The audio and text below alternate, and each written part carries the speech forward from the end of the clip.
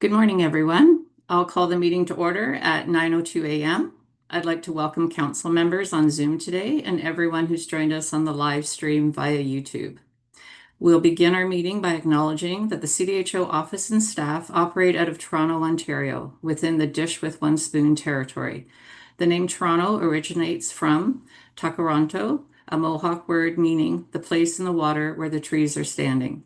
Toronto is the traditional territory of many nations, including the Mississaugas of the Credit, the Anishinaabeg, the Chippewa, the Haudenosaunee, and the Wendat peoples, and is now the home to many diverse First Nations, Inuit, and Métis peoples. Toronto is also covered by Treaty 13, signed with the Mississaugas of the Credit, the Williams Treaties, signed with multiple Mississaugas and Chippewa bands. We wish to acknowledge this land on which CDHO operates and are thankful to be able to work and live in these territories. I'd like to congratulate one of our public members, Margaret Wade, for her reappointment to council for another 3 years. Congratulations to you, Margaret, and we look forward to continuing to work with you. We've also been informed that a new public member will be joining us in the next few weeks, and we look forward to working with this newest member of council. Moving on to agenda item 1.2, Council Code of Conduct. Just a reminder, GP 8, council members shall conduct themselves in accordance with the bylaws. So we've all read the bylaws section 3.7, which relates to council member code of conduct. I will remind council members that we are to act in the best interests of the college and the public of Ontario. And as such, we should ensure that we keep this in the forefront of our minds in everything we discuss and do today. Just a few quick reminders. Please keep your microphones muted when not speaking to minimize background noise. And if you encounter any technical difficulties, please email Veronica for assistance. And again, just a reminder to council that the mandate of the college is public protection, and we should keep that at the forefront of our discussions and decisions today. So agenda item 1.3, Council Policy Manual Update. There's a briefing note found on page 6 of your meeting package. And just for your information, the following policies were updated at our March 28th, 2025 council meeting. So GP 4, GP 5, GP 6.1, EL 3, EL 7, and EL 8. So moving now to the approval of the agenda. Your agenda starts on page 2 of your meeting package. Any comments or modifications to the agenda for today's meeting? Not hearing any. So the motion is that council moves to approve the June 20th, 2025 council meeting as presented. Can I have a mover, please? Vanessa, seconder Jen. Thank you. All in favor? Carried. Are there any conflicts of interest to declare with any of today's agenda items? I'm not seeing any. So we'll move to approval of the meeting minutes. So the meeting minutes from March 28, 2025 can be found starting on page 9 of your meeting package. Are there any corrections required to be made for these meeting minutes? Anybody see anything? You'll note that the bylaw amendments from the March meeting are appended to the minutes, as well as the strategic plan that we approved at our March meeting. Okay, I don't see any. So the motion is that council moves to approve the March 28, 2025 meeting minutes as presented. Can I have a mover? Terry, seconder Julie. All in favor? Carried. Okay, agenda item 5.0, so information requested by the council. So these are statutory committee reports, and they are agenda items 5.1.1 to 5.1.7 in your package, and they start on page 83. These reports are provided to council for information only. However, I'll encourage council to note any trends or risk considerations, and please ask any questions or comments that you might have about the reports provided in your package. Jenny, your hand is up. Did you have a question? Nope. Anybody else have any questions or comments about Terry? I just have an update for the Quality Assurance Committee report. The committee met on June 17th, so just a couple days ago, and the Quality Assurance Committee ratified the decision to base the 2026 Quality Assurance Peer and Practice Assessments, so meaning the selection for who's submitting their quality assurance records, basing those on a combination of volunteers, so asking for volunteers, and a stratified random selection, with more focus on those who have never been and with a greater length of time since ever being assessed for quality assurance. So the 2026 quality assurance selection will be up to 300 volunteers and a stratified random selection of approximately 500 dental hygienists. Further communications and details are going to be coming out from the staff regarding this selection, but we wanted to update council that that has been discussed and decided. So watch for more information coming up from staff. Great, thank you for that update, Terry. Any other questions for any of the incidental reports from council? I just had a question related to QA. I noticed on page 90, well, page 3 of the QA report, but 93 of the package, it indicates that emails are sent for new registrants. And I'm just wondering, is that sent by the QA committee, or I'm just wondering why those emails are sent from the I QA? believe it's sent by staff, so it's a welcome that's always gone out. It's been going out for years. I don't know Okay. if Glenn can elaborate, but it's just literally a welcome to CDHO and being registered and just Yeah. advising, I believe, a little bit No. about quality assurance. It Okay. doesn't come from the committee, it comes from staff. Yeah, I agree. It comes from staff, and like Terry said, it's just a welcome letter, welcoming people to the college, and then talking a little bit about their responsibilities related to quality assurance and continuing competence. Mm-hmm. That's good. Anything else? So my chair's report, which is on page 97, I just would like to add the following meetings to my report. I met with Glenn virtually on June 6th.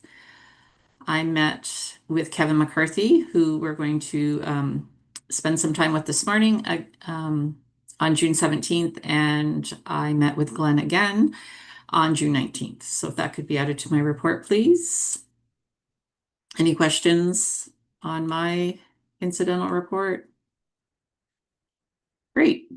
So we're going to move on to the registrar's administrative report. So I'd like to invite Dr. Pettifer to speak to the registrar's report, which can be found starting on page 101.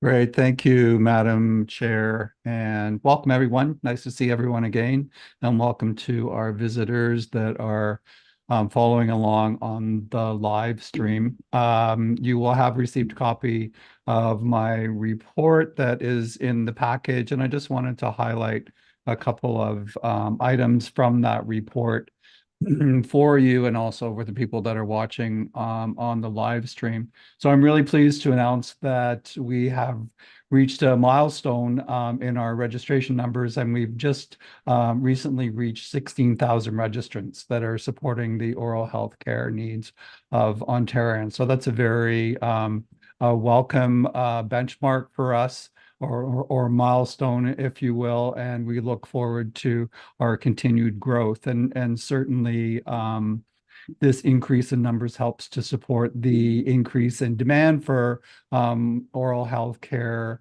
that is facilitated recently by the introduction of the CDCP. There is, as you'll know, there is much conversation around dental hygiene workforce numbers currently in our ecosystem. And I also wanted to point out to you the publication that we, in conjunction with ACE from the Della Lana School of Public Health, published in BMC Oral Health, which was a comparison of the distribution of dental hygiene workforce and population in Ontario, and was largely a geospatial analysis looking at the distribution of dental hygiene professionals across the province. So the link to that article is actually in my report in your package if you wanted to look at that in further detail. Also along the lines of registration, the registration team continues to deploy the application process experience survey as a means of ensuring quality customer service in this area. And we're pleased to note that in the last survey report, 100% of the applicants that were surveyed during that period reported that they were in fact satisfied with their registration application process. So we're really pleased to see that. And that's actually up from 80% from the previous survey period as well. So congratulations to members of the registration team for effecting that increase in experience for our applicants.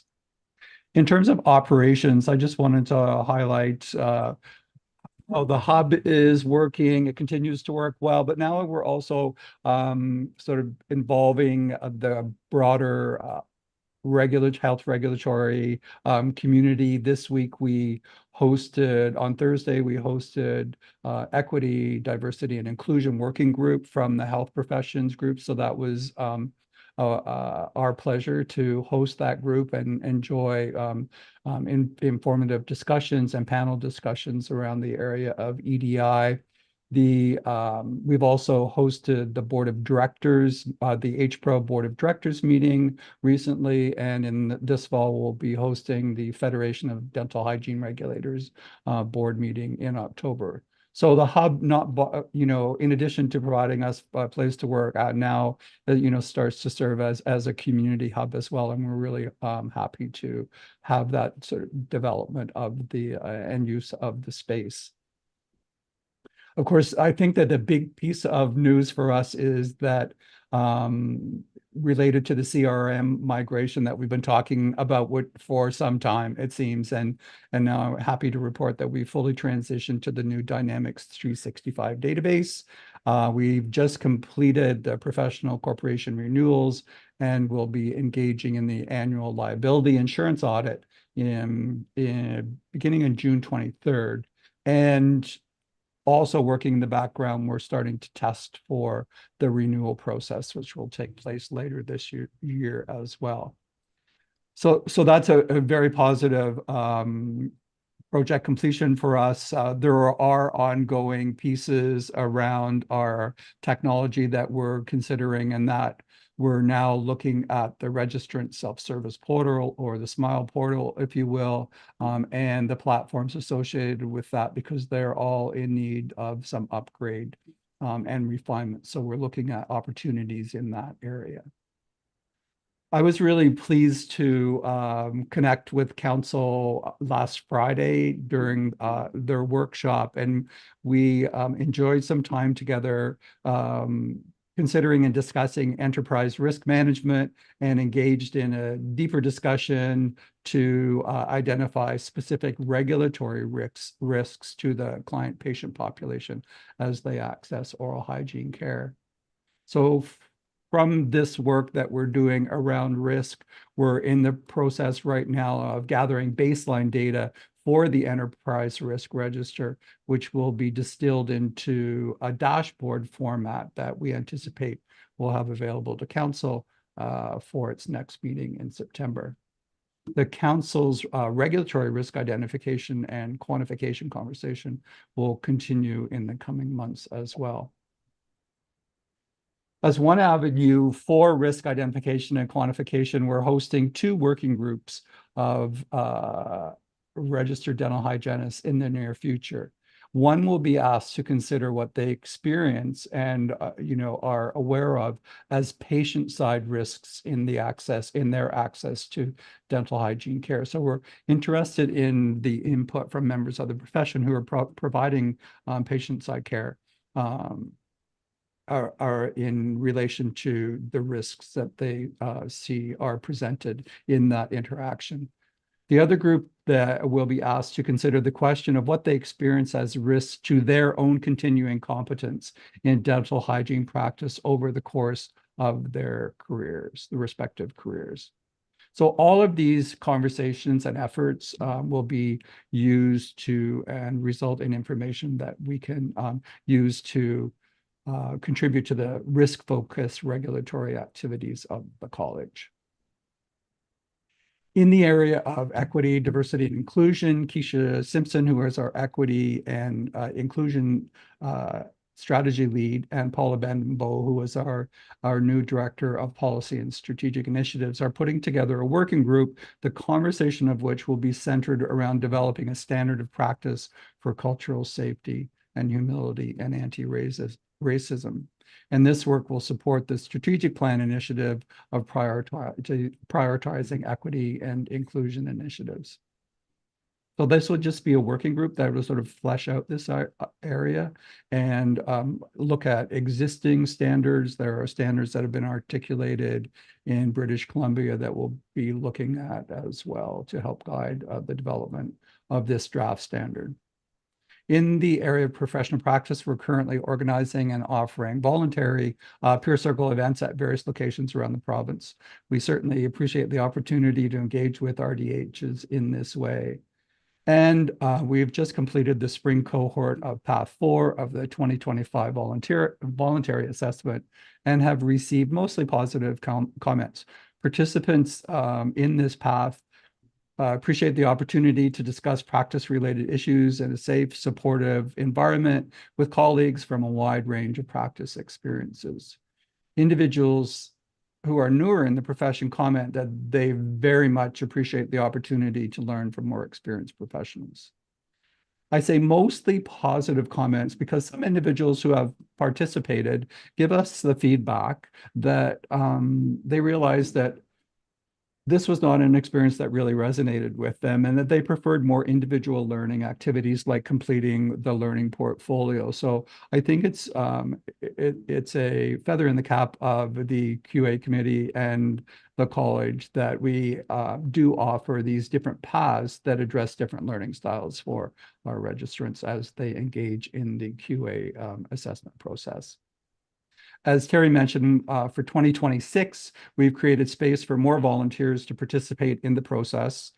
And we've also reserved space for a group of individuals randomly selected from the pool of individuals who have been registered with the CDHO for some time, but have not had the benefit of participating in a QA assessment process. So we'll be creating space for some of these individuals in the 2026 assessment period.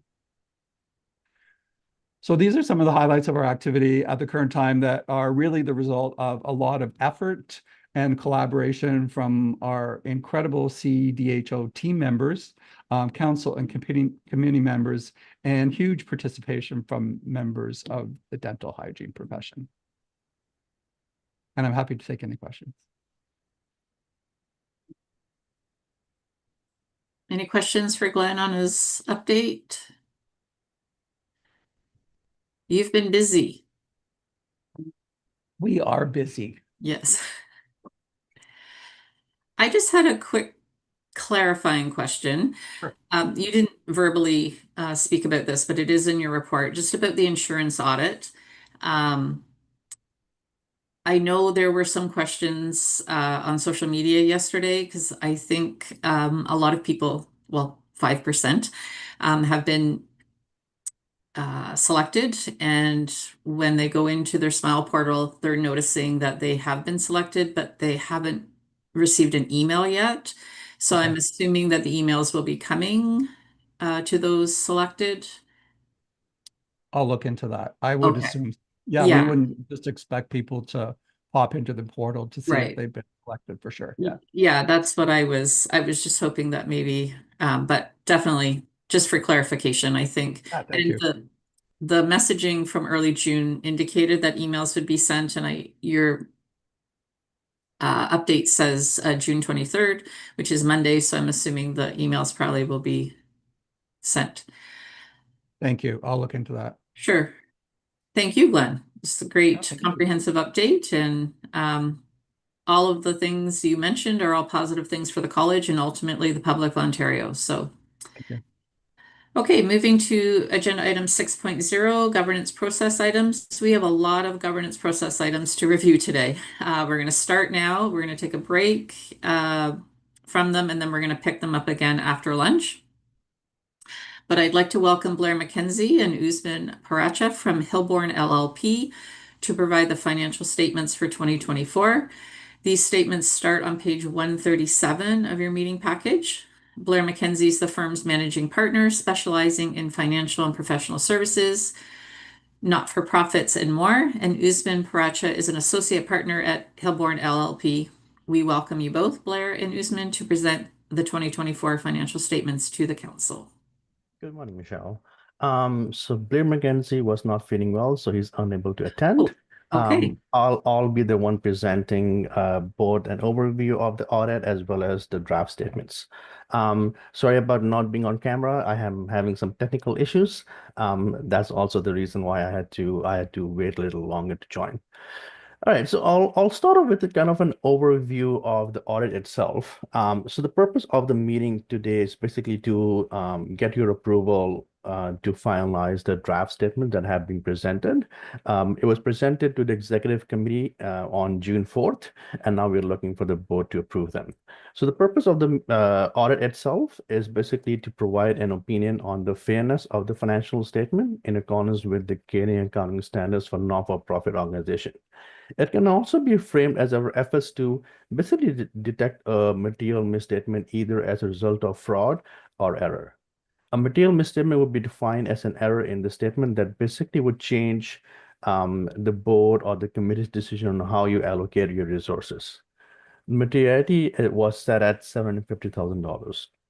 The audit itself is a collaboration of three different parties.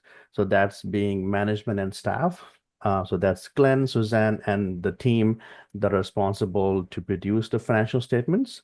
Then we at the external auditors, whereby we corroborate the information, add credibility, and maintain our professional skepticism, which basically means that we always have a questioning mind and we are always alert to conditions that may indicate that there's a possibility of misstatement occurring. And then lastly, you as the members of the board, whereby you are responsible for the oversight of the college. It is important to note that we remain independent throughout the engagement and that any guidance that we provide to the college is at their discretion. Okay? The audit itself is also considered to be performed in three different phases.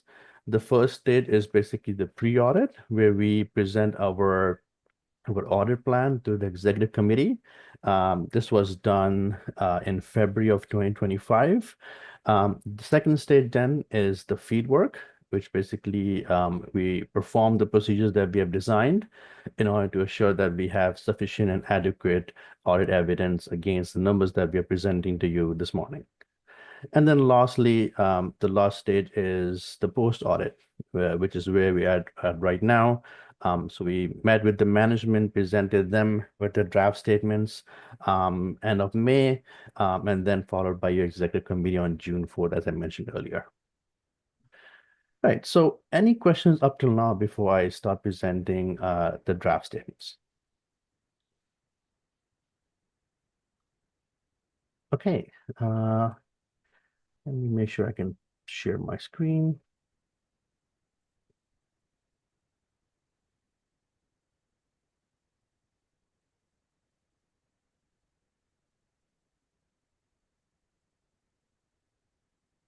Okay, so here are the statements for the College of Dental Hygienists of Ontario for the year ended December 31st, 2024. So the very first thing that you see is our independent auditors report, and the focus really is the word independent. And as I mentioned, that we remain independent throughout the engagement. Of significance then, under the opinion section is the second paragraph, which reads, in our opinion, the company financial statements present fairly in all material respects the financial position of the college as at December 31st, 2024, and the results of its operations and its cash flow for the year then ended in accordance with Canadian accounting standards for not-for-profit organization. The report then goes on, talks about other information. That's because we look at your annual report, and it's just telling you the fact that we do not provide an opinion on the annual report, but we rather just review it to ensure that the information presented is accurate and consistent with our review of the numbers. We have already reviewed the annual report and have provided comments to the management. Report then goes on, talks about the responsibilities of the management, and then on the next page, talks about the responsibilities of us as the auditors. Okay, the report is consistent with the prior year, and this is a prescribed report from CPA Canada. So whatever you see in terms of wordings here is consistent and in line with what you would see with any other audit reports with other colleges that are part of the RISPA. And you'll see that the report currently is not dated. We'll date that for today once we have the board approval and we have the documents that we require the management to sign off. Okay. So the next page. So the two reports are really the significant reports that which I'll present today. So the first one being the statement of financial position, and then the second one being the statement of operations. So balance sheet and your income statement. Okay. So on your statement of financial position, what you see here are your assets. So assets that are owned by the college, your liabilities, so anything that the college owes to third parties, and then net assets, which really is your difference between the assets and liabilities.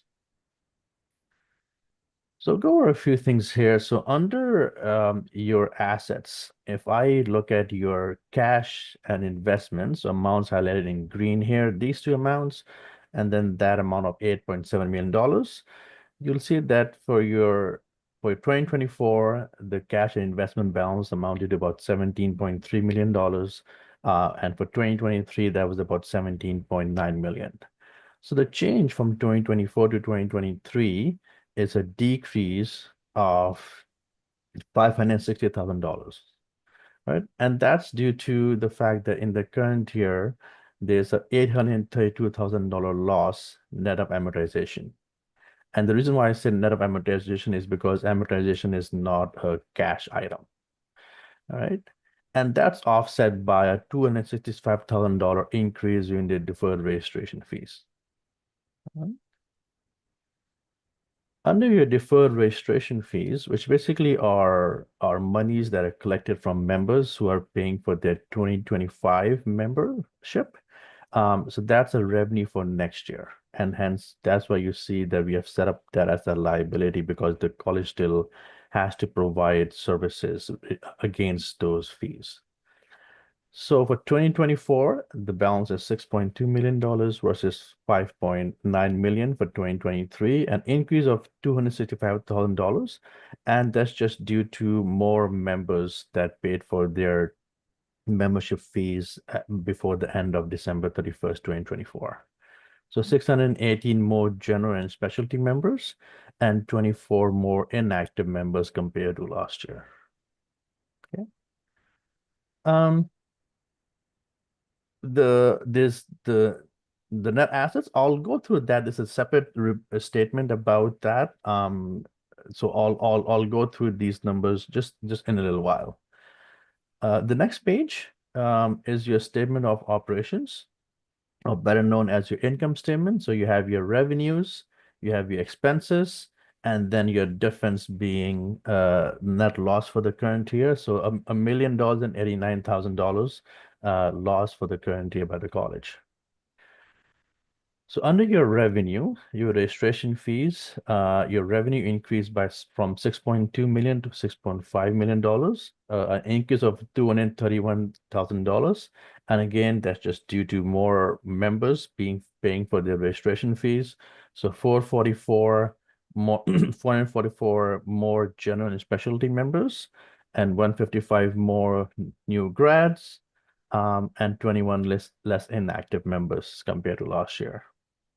Your investment income increased from $497,000 to $520,000, an increase of $23,000 from last year. And that's just due to higher interest rates being realized on the GICs that the college holds. And also interest on your bank accounts. Salaries and benefits. We saw a decrease from $3.5 million to $3.4 million, a $83,000 decrease.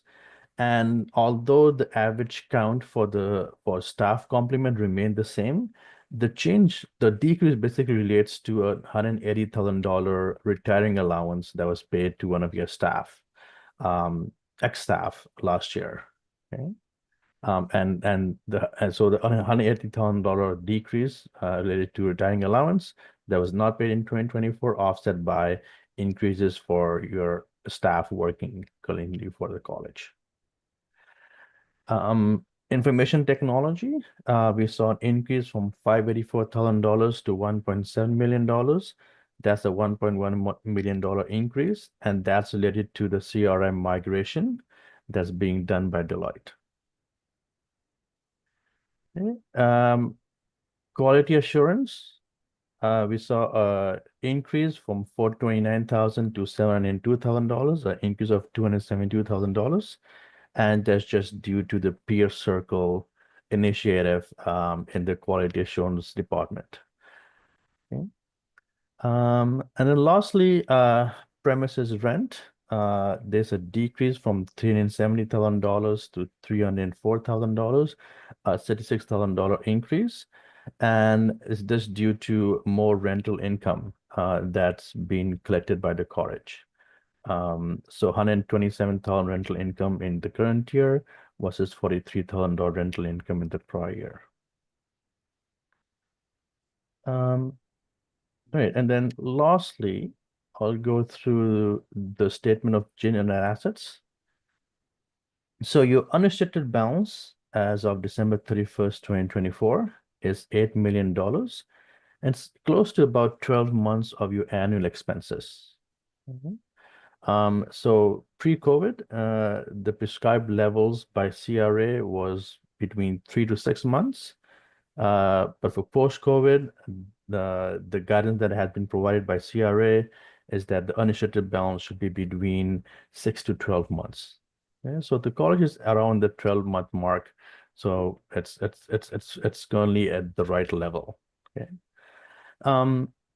What you'll also see is your internal restriction for strategic initiative. Last year, the balance was $2 million. Earmarked for your CRM migration and part of your QA. And then the pool was decreased by expenses that were incurred in the current year related to the CRM and the peer circle initiative. And then what we are proposing is a top up for internal restriction by $395,000 to bring that level to $750,000. So this is the amount that the management has provided support that this is required for the completion of the CRM migration and some costs related to QA and risk management. So this is one of the decisions or the approval that's required by the board to approve funds to be moved from unrestricted to internal restriction for strategic initiative. That's it for my presentation. Happy to address any questions that the board members may have.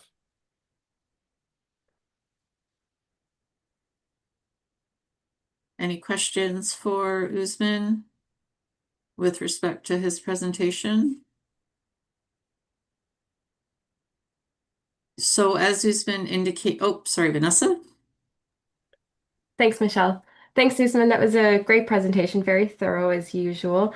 I just had a question. You just stated that the movement of the unrestricted to the restricted funds, that was for three reasons. I've got the CRM migration for QA, and what was the third one? I just missed that one. Risk management Okay, thank you. project. Yep, no worries. Any other questions for Usman? I can't see everyone, but it doesn't look like it. So with respect to the transfer of funds, as Usman indicated, we do need to approve that. So if there's no other discussion or questions, I am going to read the motion that council approves the transfer of $395,573 from unrestricted net assets to net assets internally restricted for strategic initiatives. Could I have a mover for that, please? Margaret? Seconder Jenny? All those in favor? Carried.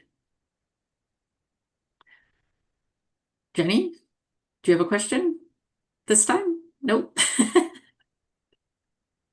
One of these times you'll have one. Okay. The next thing we will do then is to approve the draft statements. And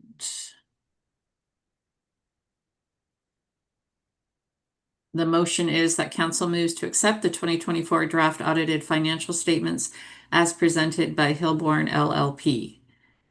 If I could have a mover, Julie, seconder, Krista, all those in favor? Carried. Thank you. So I'd like to thank you, Usman, for your presentation. We hope that Blair is feeling better and hopefully you get your technology figured out and you could share your screen next time we see you. Thank you so much. Take care, Have a everyone. great weekend. Have a Thank nice you. weekend. Bye.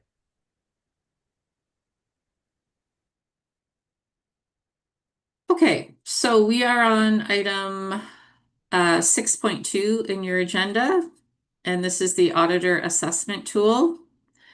So council will find on page 155 of your package the annual assessment of the external auditor by the executive committee dated June 2025.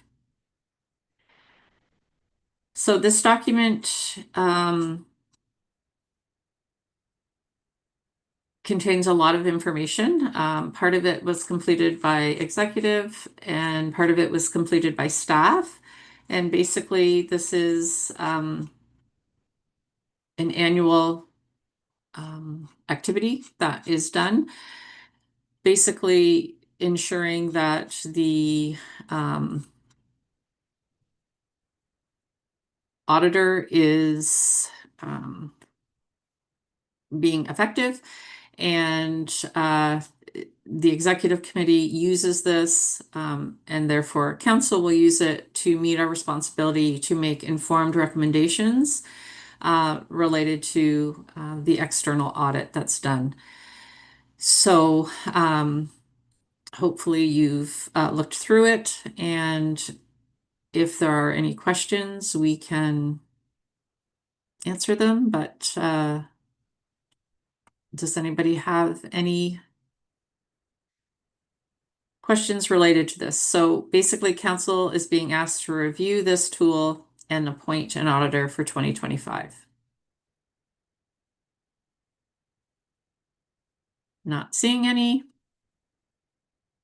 So the motion is quite long. So whereas bylaw number 5, section 10.1 requires that council appoint an auditor licensed under the Public Accounting Act 2004 each year to conduct an audit and issue an audited financial statement for each and every fiscal year. And whereas the firm Hilborn LLP provides independent accounting services and advice to the CDHO in accordance with the standards and procedures determined by the CICA, CAO, And whereas the executive committee formed a positive assessment of Hilborn LLP using the auditor assessment tool, therefore be it resolved that the firm Hilborn LLP be reappointed as auditors of the College of Dental Hygienists of Ontario for the fiscal year 2025. Can I have a mover? Terry, seconder, Aaron, all in favor? Carried. All right, very good. So now we're going to put a pause on our governance process items. Like I said before, we're going to pick them up again after lunch, and we're going to turn our attention now to our strategic plan. So the strategic plan can be found on page 82 of the meeting package. And I'd like to welcome Kevin McCarthy back to start our discussion and work on the implementation of our strategic plan.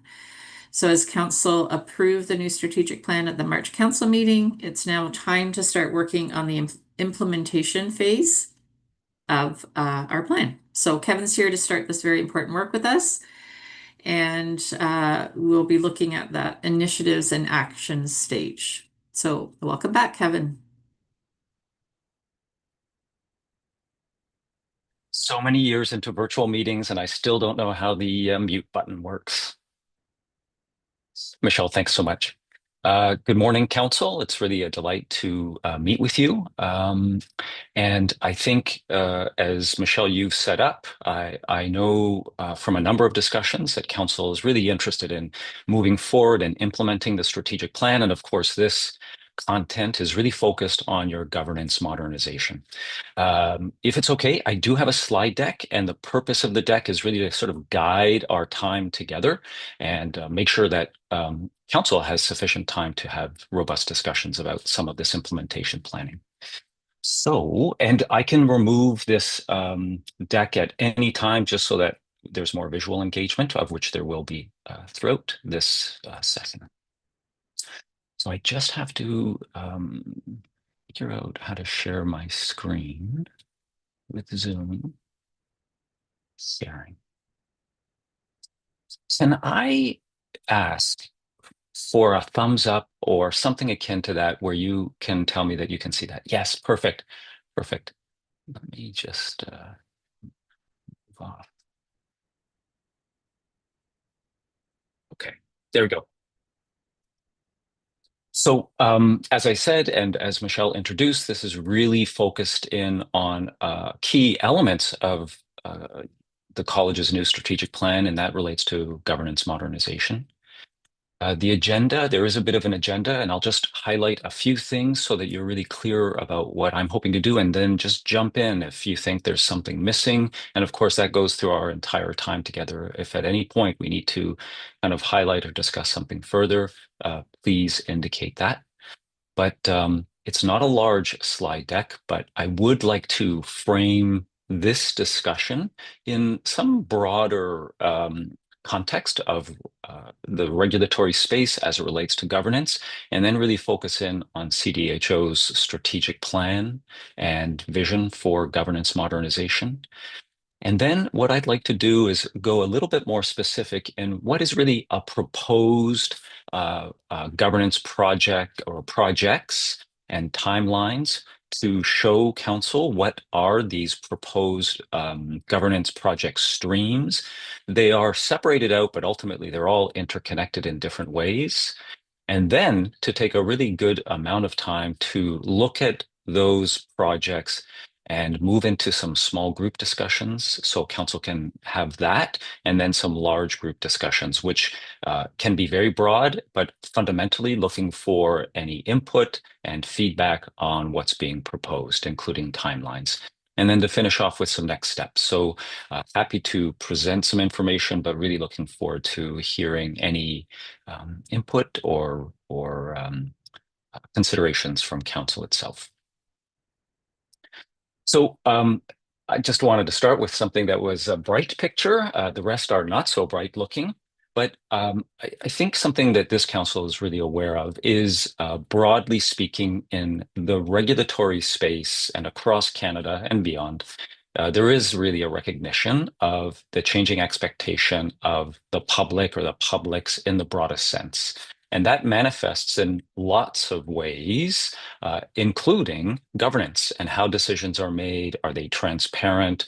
Are they, certainly for a regulator, are they public interest driven, evidence informed, et cetera? So that's just been the space that regulators in Ontario and Canada have really been in over the past certainly 5 or 10 years. I have to admit that sometimes I reflect, like for those of us who have been in regulation, let's say longer than, say, 7 or 10 years, governance maybe was not such a priority, but it surely is now, along with other regulatory priorities. This is just a little snapshot of some media reporting, just really as kind of an indication or evidence of governance issues or governance transformation across the country. None of them they're not related to CDHO at all, but we, of course, know that over the past number of years, there have been some real transformations. Some of those have been constructively undertaken, and some of them have been really a response to concerns around a regulator's functioning. And that continues to be the case. But I think it just illustrates that there are expectations that regulators really have their eye on their effective governance function. And again, all of that is to serve their or your public interest decision making and oversight. Now, one thing, and this is not a deep dive into this, but I think that moving more specific to CDHO was the college's undertaking really a governance review that resulted in a report and recommendations from Deanna Williams and Harry Caton. And no doubt you've had opportunity to look at that over time. I would suggest to you that, and you again know this, but this is an example of really good regulatory practices. Not all regulators have undertaken an activity like this. So I think that that is a credit to the organization because it does bring forward perspectives outside of the organization. It brings a level of transparency. It also offered you recommendations and directions to move forward around some areas for the word modernization comes up a lot, but really good practices in governance. I did think it would be useful and useful to me to review the report and just kind of highlight some of the key elements and this is really a small selection of the reflections that Deanna and Harry brought forward. Now, one thing that I was really struck with from that report was the identification that council is in a strong position, clear about its public interest mandate, that there is a good rapport between council and staff as well. So really from a place of strength, what might be some considerations or places for improvement.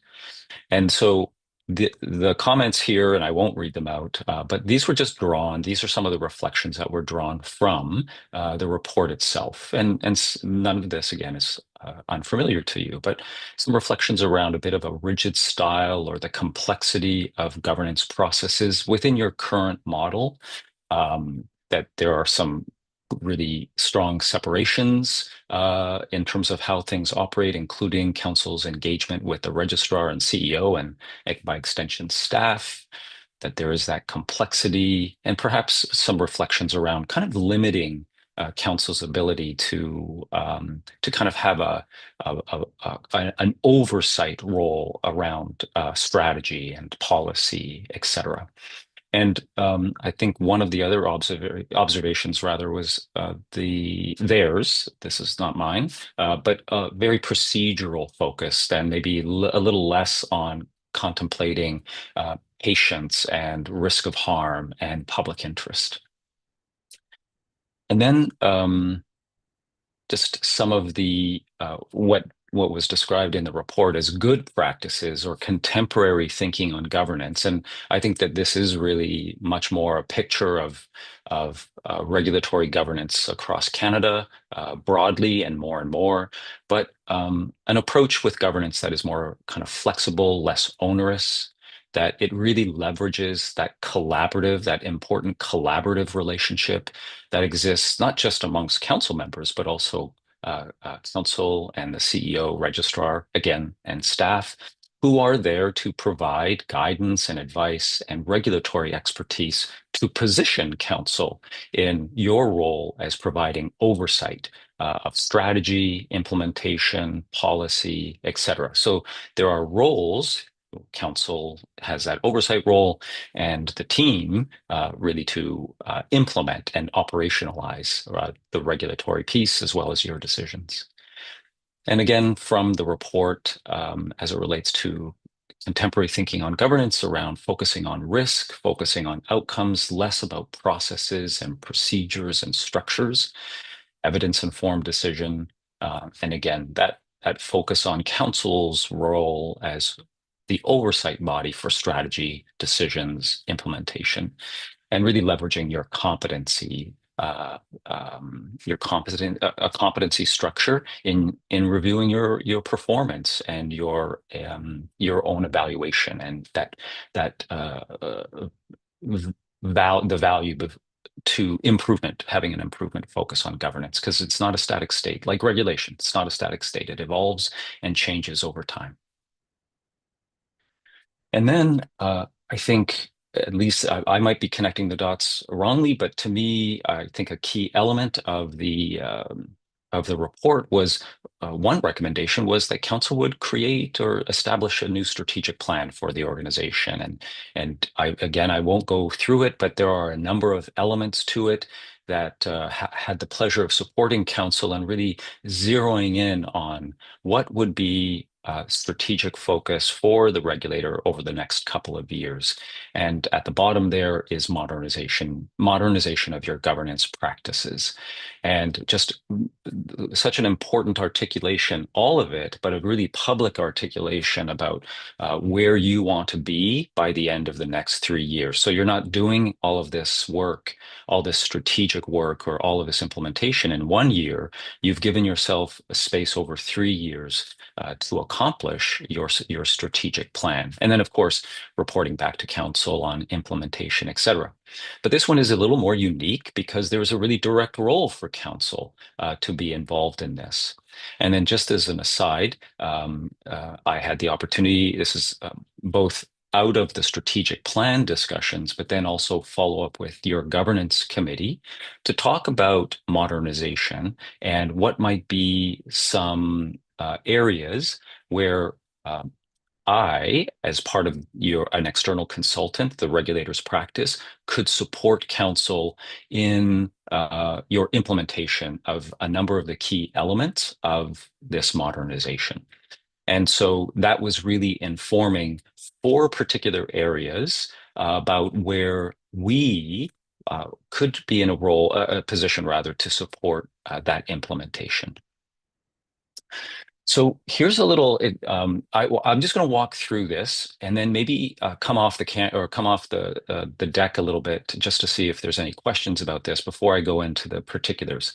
But I just want to really emphasize that this is a proposed approach as it relates to your governance modernization, and having had the opportunity to get input, certainly from the CEO and of course from the governance committee, just trying to understand that perhaps there are 4 particular work streams or project streams. Again, they're all connected in lots of different ways. And that would include an opportunity as part of your movement forward in modernizing your governance, that there's an opportunity for council to have not just a kind of a one and done, but a really much more enhanced or comprehensive opportunity for governance learning. And I'll say more about that in a little while. But just to position council to have a lot of engagement around what is contemporary practice as it relates to governance and your role as that governance body for CDHO. So that's one of the elements. Another of the elements would be chair coaching support, and I'll say more about this in a little while. But that's really it's not particular to an individual who happens to be the chair of your council, but rather this, I think, really is a reflection of good practice and governance as well, is that the chair has different kinds of support, certainly from council and from staff, but also benefits from some unique support around chair competencies and effective and efficient chairship as well. So that would be the second element. And then a third one for council developing, building council performance measurement framework so that you are evaluating your governance performance. And then the fourth one is a CEO performance evaluation policy. I'm going to go into each of these in a little bit more detail. And then just to signal, this is where I'm looking forward to discussion and input from council around these areas, but just want to make sure that you have a bit more of a picture of this. And then the other thing that I just wanted to highlight here is the timeline, is recognizing that council needs to really implement a number of the elements of your governance modernizations. We are proposing that these work streams would happen over the remainder of the year. So by the end of the year, you conceivably, again, this is all for discussion, but that you will have accomplished these 4 governance-focused projects.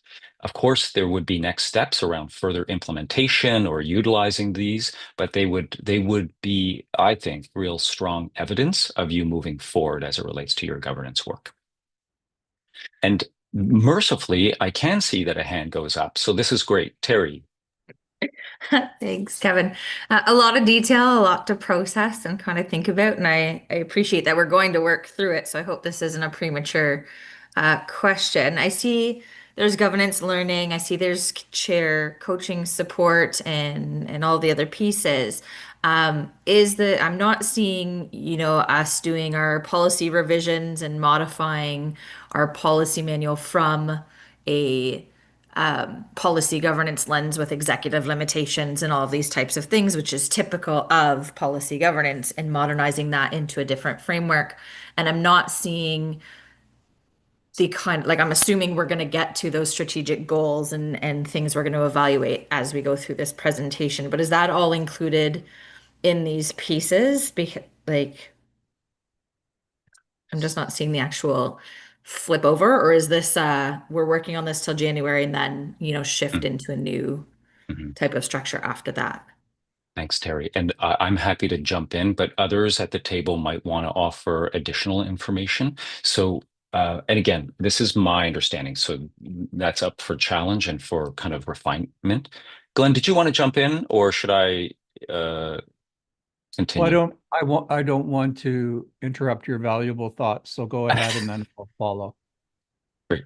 Just as the outsider, that seeing these as 4 areas of particular focus or importance that really were also connected to the recommendations from the Deanna Caton report. So connecting those dots.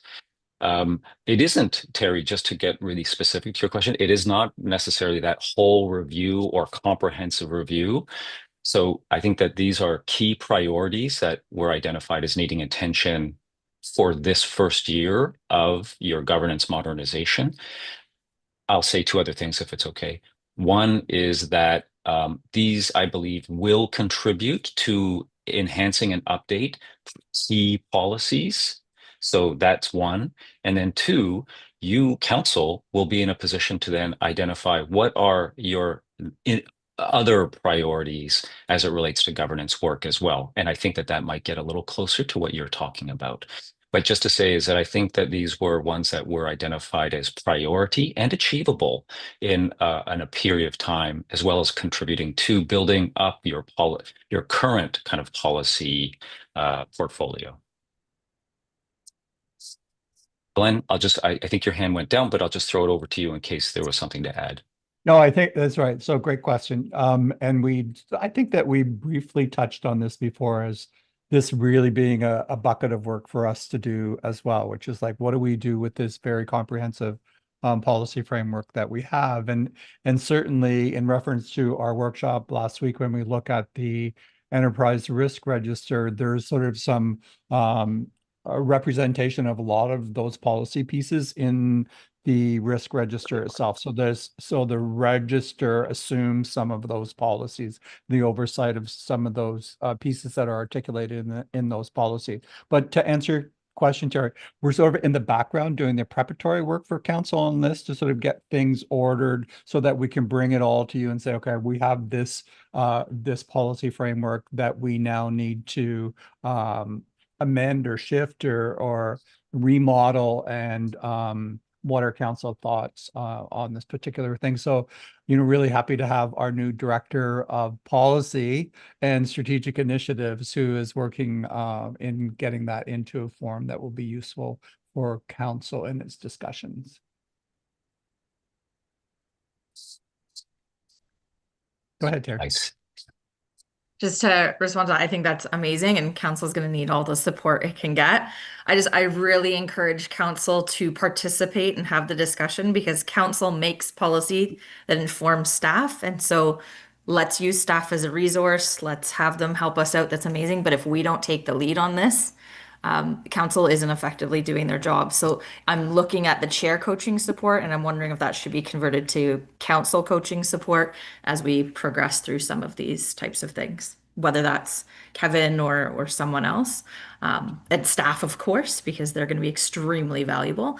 But council, we need to be upskilled to be able to take the lead on these. Great. Thanks, Glenn. Thanks, Terry, because you've also reminded me is that what I'm engaging you around right now are 4 particular governance related kind of work or project streams. But I recognize, as Glenn has indicated, that there is other governance work that's happening. And so that's well resourced by your team. And then there was this thought that perhaps there can be some external resourcing and expertise that can support and project management these areas. And I'll say more about that as we go along, which will include, and I think this goes a little bit to Terry's points, is not just today looking for feedback and input for council around the scope of these and what needs attention, but also reporting back both to the governance committee and to council, both for input and project updates along the pathway as well. So just some things to consider about as it relates to these activities. So just to highlight, what I'd like to do is go to each of these areas and highlight some of what we have been thinking could be key elements of each of these work streams. After I go through all 4, the plan is to kind of return to each one by one, and break council up into small groups for some discussion, giving you that time to kind of have some initial thoughts, and then come back to the larger group. And that's going to be the opportunity that I can hear any thoughts, considerations, feedback, etc. So moving forward, and I think this also might get a little bit more to some of Terry's questions as well. So just a few things. And again, this is not encyclopedic, but just some of the key features of the learning pieces. And then Terry, I know it's not here, but I think embedded in this would be those opportunities for council to think about, how do we work together? What are the things that we need to think about as it relates to individually and collectively our accountabilities on the board? So part of the discussion was, and this is something that we've seen with other boards as well, is just some learning opportunities as an organization, in this case your board or your council, really transitions from what has been the current model to that model that might be identified as more kind of contemporary or modern. These are the words that kind of get pulled and pushed about, but that fundamentally, what I'm reflecting here are really both from the evidence, both from the research, good practices, and as an external consultant who works with regulators and governance bodies across the country, really reflective of what's happening in that broader regulatory space that is current and again relevant to you. The other thing that I really want to mention is that while there's content that I'll come to in a second, the real vibe, as the kids say, or the real kind of drive here is engagement with council. So I think all of us as adult learners I know there's a time and a place for lectures and things like that, but the idea is that there might be content that's worth kind of thinking about and reviewing. But the idea is to provide opportunities for council to engage, to reflect individually, and kind of really identify how are you going to move forward as a council. So I know from the previous slide, we had sort of some dates, but there's a lot of flexibility in terms of how this can occur. That will ultimately it has to fit with council's schedule and availability, et cetera. But we have identified that there really are kind of four areas that reflect in a deeper dive way the duties, the responsibilities, and current good governance practices. And so, whatever this looks like over a period of time, what I've captured here are some of the key elements that I think, are really reflective of current practice. And part of that has been our identifying of a number of key indicators that reflect good regulatory governance, and that this is foundational. And that will position council in terms of then follow-up conversations and learning around public interest decision making. And again, as I said, this is meant to really support and position council, building on your current strengths around a regulatory body or regulatory governance body, making consistent, evidence-informed, transparent decisions. Um, and then there's also content around the board or the council oversight role. And this is something that I've heard both at the strategy board conversation, but also from from the governance report, but real clarity on council's role to oversee strategy and its implementation, to oversee risk and finance, as well as CEO performance, which is a good example of connecting with another one of the project streams. And then also learning around clarifying council's role around overseeing stakeholder relations, reconciliation, DEI, and also governance and regulatory programs. And part of that is also about role clarity. So what is the accountability of the CEO, registrar, and staff? What is the accountability and role of the council as well? So this doesn't get into all the granularity of the education, but we have created these 4 sessions that actually there is so much content. So that's why it's not to stretch it out for its own sake. It's actually to ensure that the foundation and then the sort of the deeper dive is achieved at whatever the right cadence or approach is for council. As I said, I have 3 other slides just to highlight some of the key features of each of these project streams, and that's then what we'll come back to.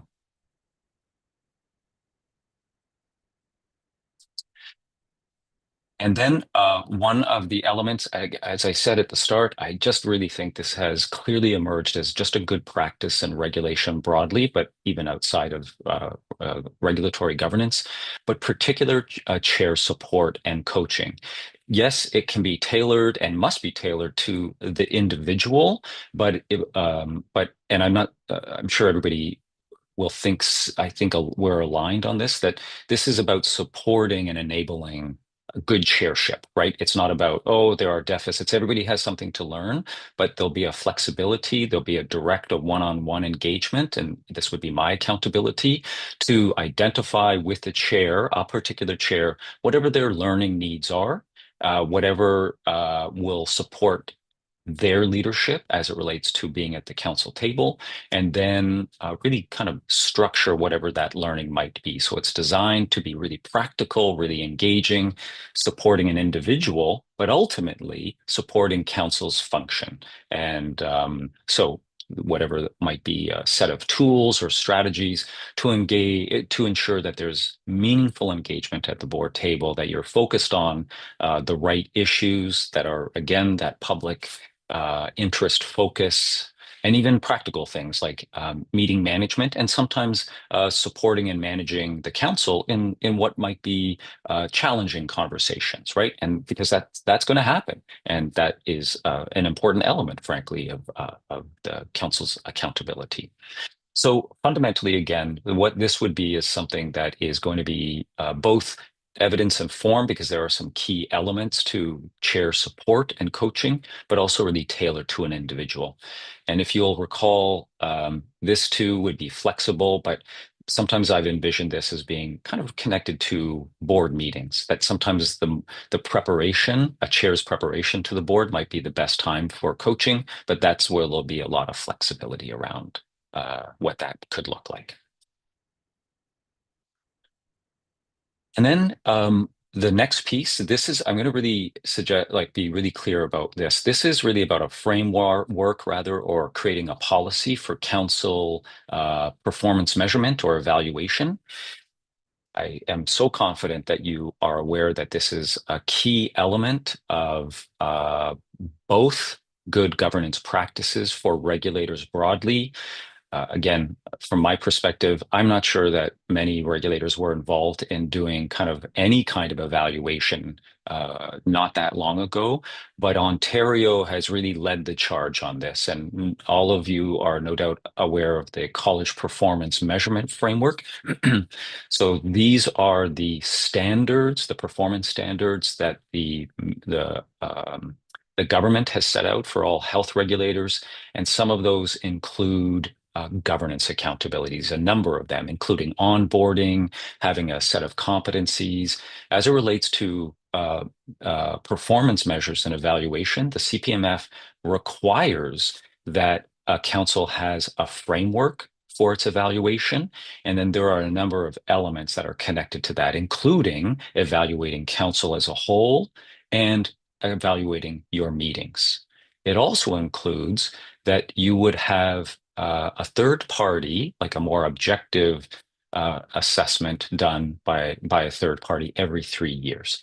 So all to say is that having a framework for evaluation and performance measurement is itself just a good governance practice. It is also an Ontario requirement for all health regulators. And so what we've envisioned here, because this is to me a really great example of council's input along the way, but you might recall from the image that I showed, this is not a one and done. This is something that would fundamentally stretch over a number of months, allowing time for a number of key elements to be achieved within that time. So it's a multi-phased project that will result in CDHO's framework, performance measurement framework, input from council along the way, including today, around what might be some considerations or requirements for that new framework. There'll be an opportunity that we would support, that we would lead around reviewing what are current frameworks and practices that could be a resource in developing this council's evaluation framework, including incorporating council's current competency profile, which was also an element reflected in the governance report. There would also be an opportunity for us to undertake a relevant environmental scan to identify what are good practices that may or may not, but may be relevant to CDHO. And then fundamentally, providing that information to council for review, refinement, looking for feedback again, so that ultimately what's developed is a performance measurement framework that fits for this council. So that's why it's multi-phase, just sort of seeing that there'll be inputs along the way, as well as reviewing of current practices that may be relevant to ultimately our development of a new performance measurement framework that you would review and ultimately approve. That would include not just the policy background, but also process documents, a calendar possibly of activities as well.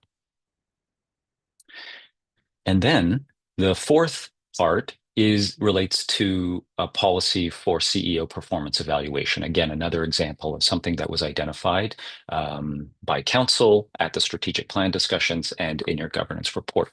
And so the timeline that I've put forward in that earlier image would conclude with the development of a new policy that would guide council's oversight of the CEO's performance. Similar to the last part, that there be time enough with a multi-phase process to allow this to really develop under the direction of council. but allowing also council to identify what is it that you need for this policy? What are your objectives ultimately?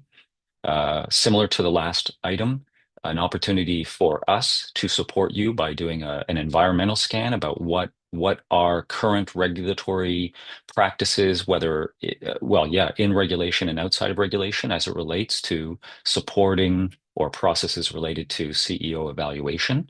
And then similar to as I said last, is that there would be engagement along the way so that council has an opportunity to look at this evidence, to look at these findings that ultimately then inform what that final CEO evaluation policy would look like. And again, we envision that there'll be a number of elements to that. So it is a policy, but it's also something that would position council to then implement that policy with resources, tools, etc. So I'm going to stop sharing just for a moment, do a bit of a time check for one, but also kind of illustrate what I'm hoping that we'll be able to do in terms of the next piece. So I know I've gone through those fairly quickly. It's really meant to give you a bit of a flavor, both in terms of a full picture proposal and some of those key elements. Not everything has been ironed out.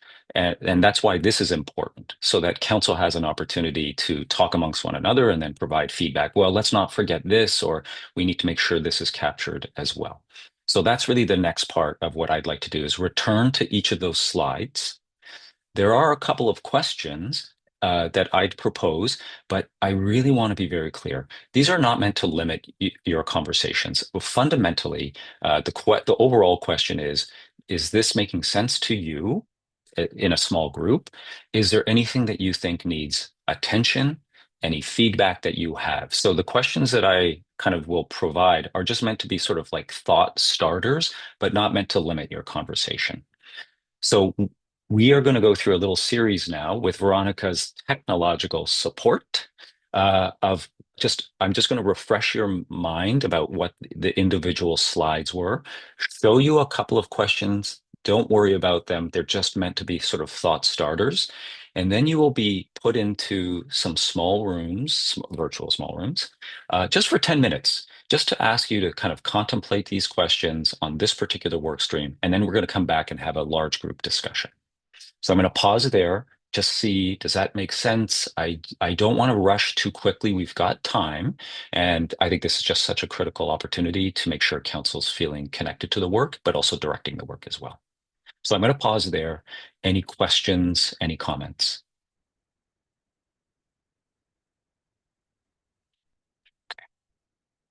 After we do the first one, I can check in again. Oh my gosh, Kevin, that did not go very well. No, it's going to go super well. I'm confident of it. Yeah, Just- thank you. Nope.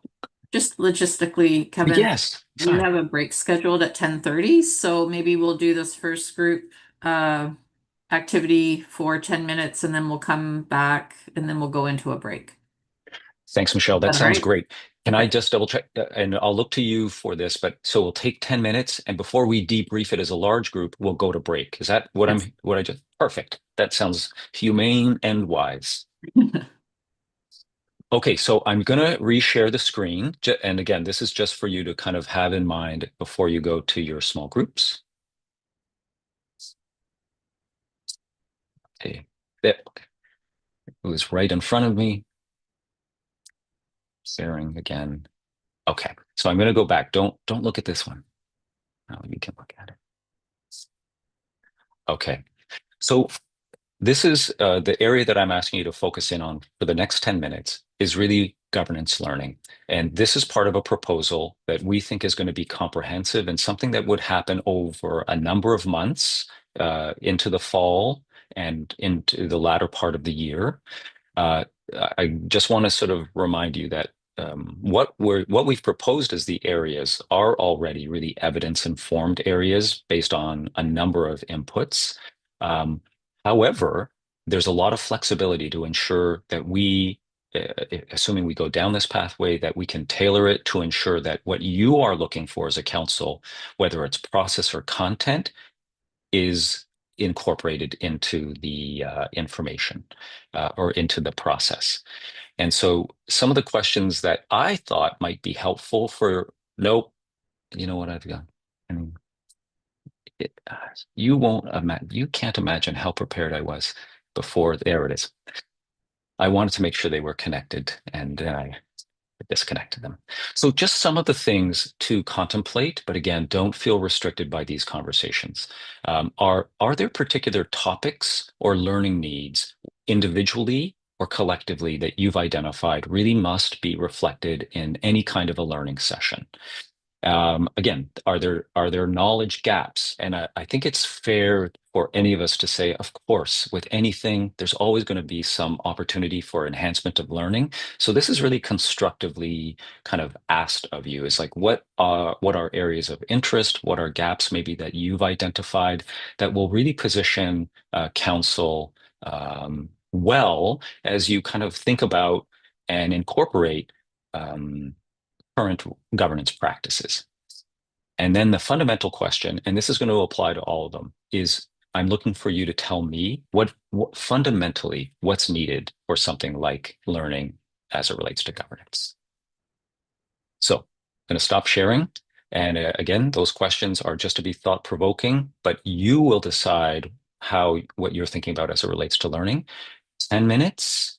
And then, as Michelle said, we'll have a break and then we'll come back and we'll do a bit of a debrief in here. I'll be taking lots of notes just to make sure I've got all that input. So, Veronica, I don't see you, I don't think, but when you have a chance, if you wouldn't mind sending folks off into the small groups.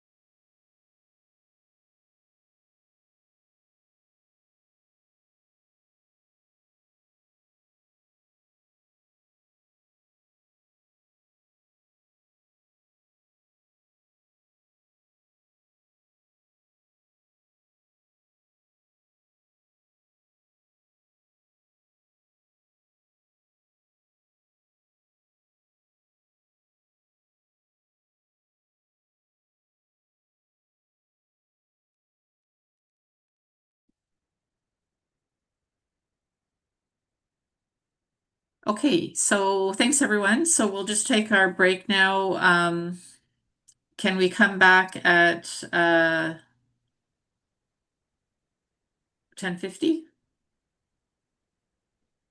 We'll give ourselves 5 extra minutes there. Okay, perfect. Thank you.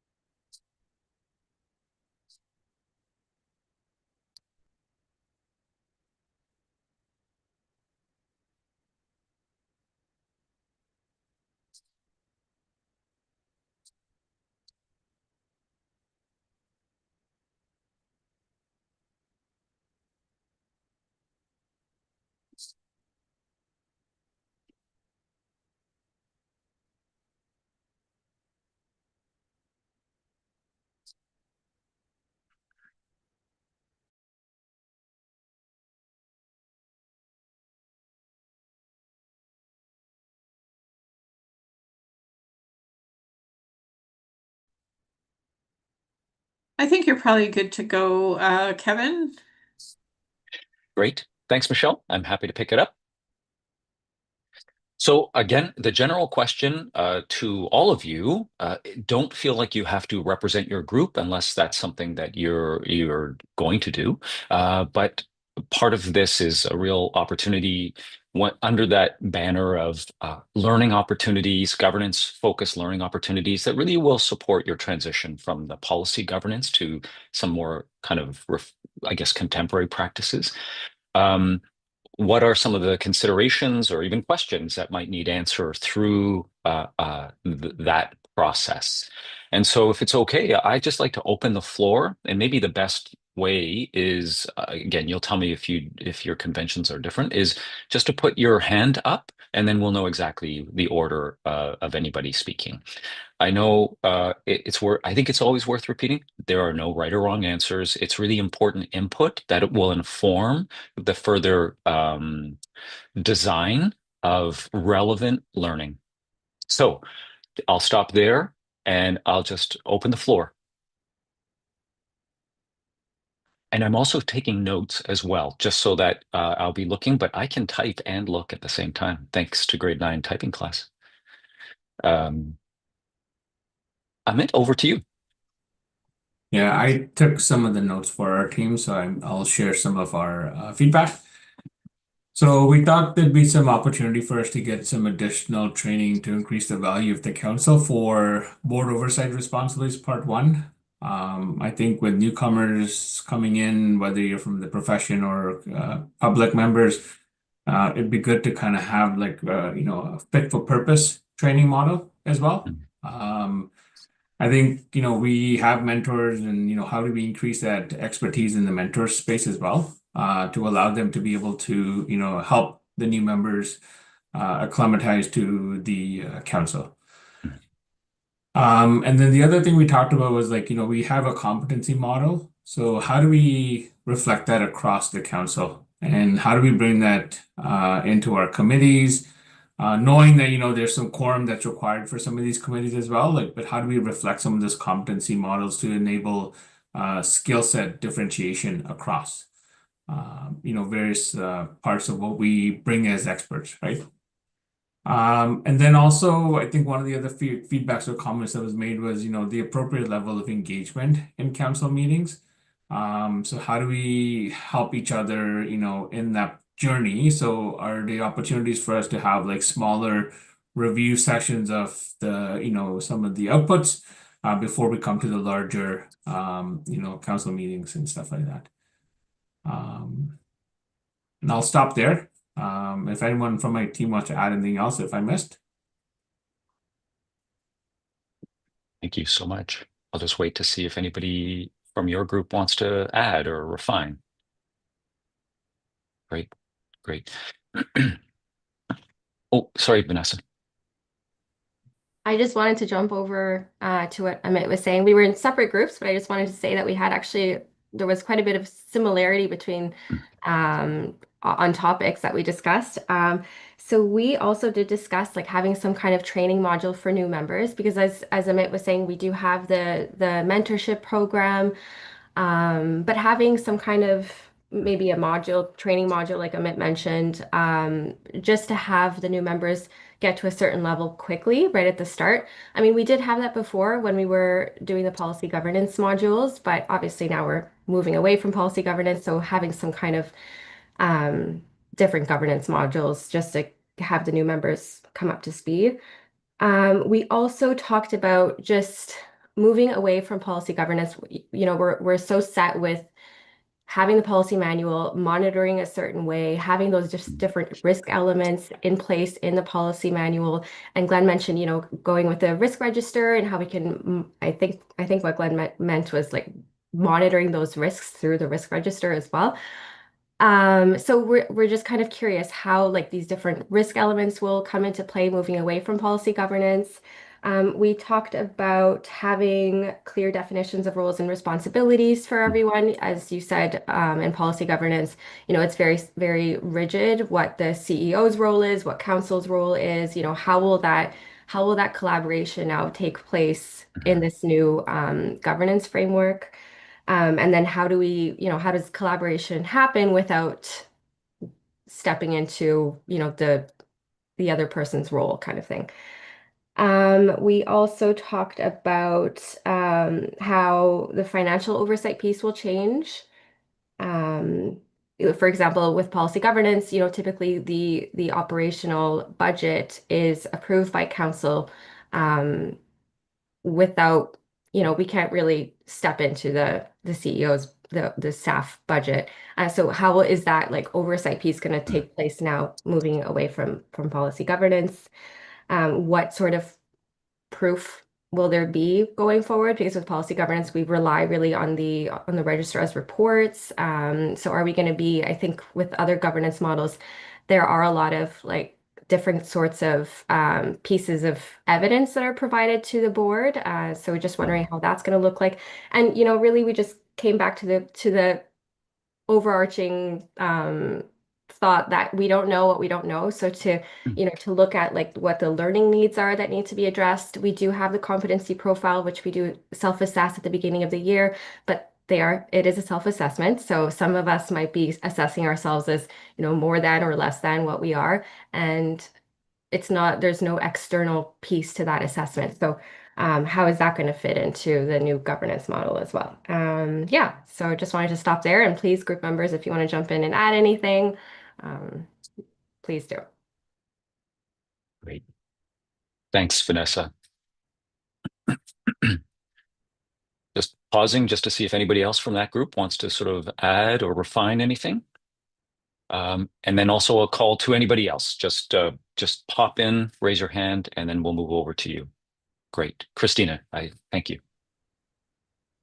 So I was from a different group, and I'll say we ended up, I'll use the lawyer's words, we challenged the question and the premise of that, because we felt like this new governance framework, we almost need less learning and more collaborating. And it's like, how do we,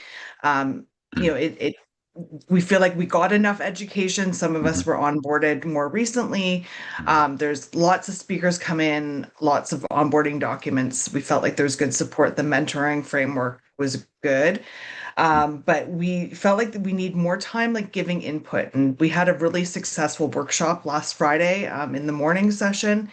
And it was really, we've sort of talked a bit about how that was great because staff almost came to us with a question or a problem, and council was sort of tasked with solving that problem. And that was, I think, this new framework, what's kind of exciting about it is there'll be more of that. Where we are advisors and staff can come to us to bounce ideas as opposed to that more regimented framework that we've been working under. So we sort of landed on that we don't need more education. That will kind of come organically, but more of how do we set up meetings in a way that is more collaborative, and that we get to have more interactions and dialogue with Glenn and his team. It's always good to challenge the question. Just pausing again. Thanks, Christina. Thanks so much for that. Anybody from that group, anything else you'd add or Kevin, I don't know if you can see my hand. Sorry, I didn't use the button. Sorry, so I just raised my hand. So I would think Christina's group as well, and I didn't actually mention this in the small group, but I guess like with the benefit of having the break, and this idea sort of came to me as well, is that I think I sort of echoing what like Vanessa had said as well, we don't know what we don't know. And so I think for council, this transition from the strict application of the policy governance model and sort of the Carver method and transitioning more to the strategic plan, I think there's a lot of like unknowns. And so perhaps that is a little bit, this is my word, like maybe it's intimidating or it's unsettling, unnerving, that kind of thing. And so I'm just wondering if, there's an opportunity, are there other councils who have gone through like a similar sort of I say transition or through something like this, like from a policy governance and an opportunity to sort of kind of hear how the kinks and that kind of thing were worked through. Obviously, on the understanding that we are in charge of this process, understanding that we have to be the ones to generate the ideas and sort of steer the ship and that kind of thing. Understanding that, but perhaps even some kind of hearing from how other people sort of navigated these uncharted waters, I suppose. Great. Thanks, Aaron. I don't want to react to everybody just yet. I'm hearing it, but I think what's such a great point is that there are examples of colleges or regulators having kind of transitioned similarly to you to sort of benefit and know that on a really practical level. That's really clear. Thanks for that. So sorry. Anne Marie, over to you. Thanks. I just wanted to actually, our group discussed almost exactly what Aaron just mentioned, the fact that we would like to hear perhaps from other regulatory colleges, whether they've gone through the change or even what is working for them now in terms of what oversight methods are they using. So we were sort of wondering, what is I hate to use the word structure because we've come from such a structured process, and maybe we're having difficulty moving away from it, but we're kind of wondering, what is the process for the oversight in terms of identifying the competencies, and even sort of back to the previous comment, what Christina was saying, having that, just having more discussions and less education and being more involved. And we kind of jokingly said, well, peer circles would be an interesting option. That was just a joke, but anyway. That's a CDHO joke. Even I got that one. Peer circles, it's the cure for everything.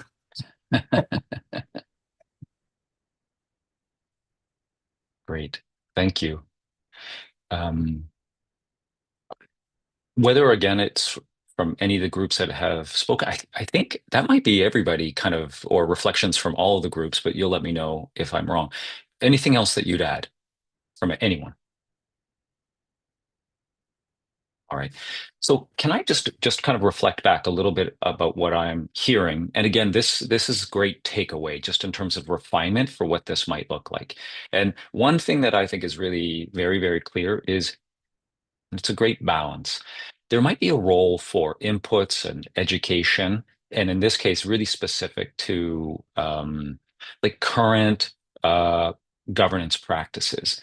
However, it's got to be balanced with this group having lots of opportunity to actually do the work, right? To do the governance work, and that's part of that transition. So not a load up of, if you will, education or learning. Maybe there's a balance between kind of learning what's relevant and maybe even learning about other cases or examples that kind of give insights.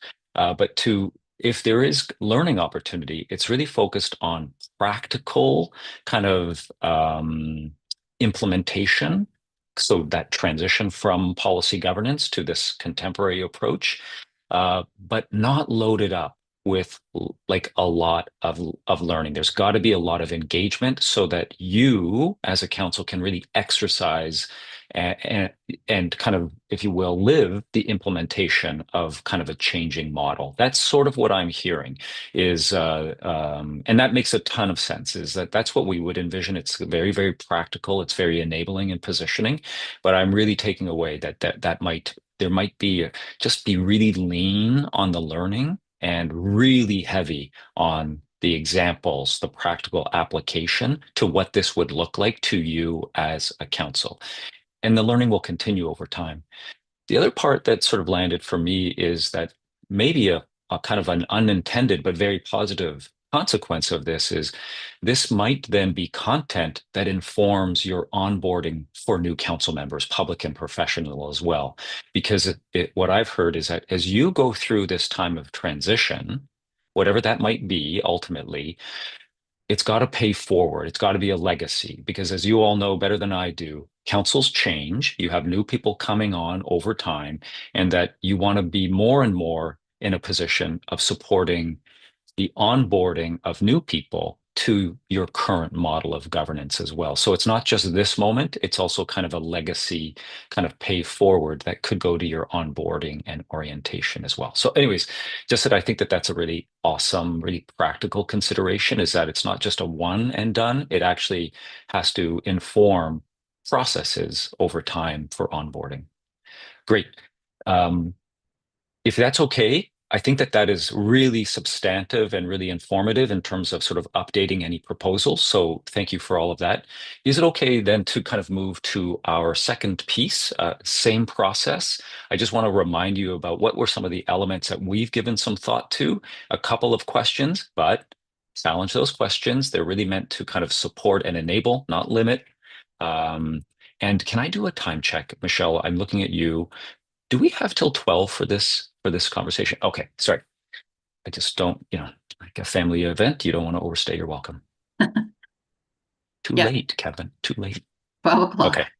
Thank you. Okay, let me just pull that slide up super fast so that you can just have that in your mind.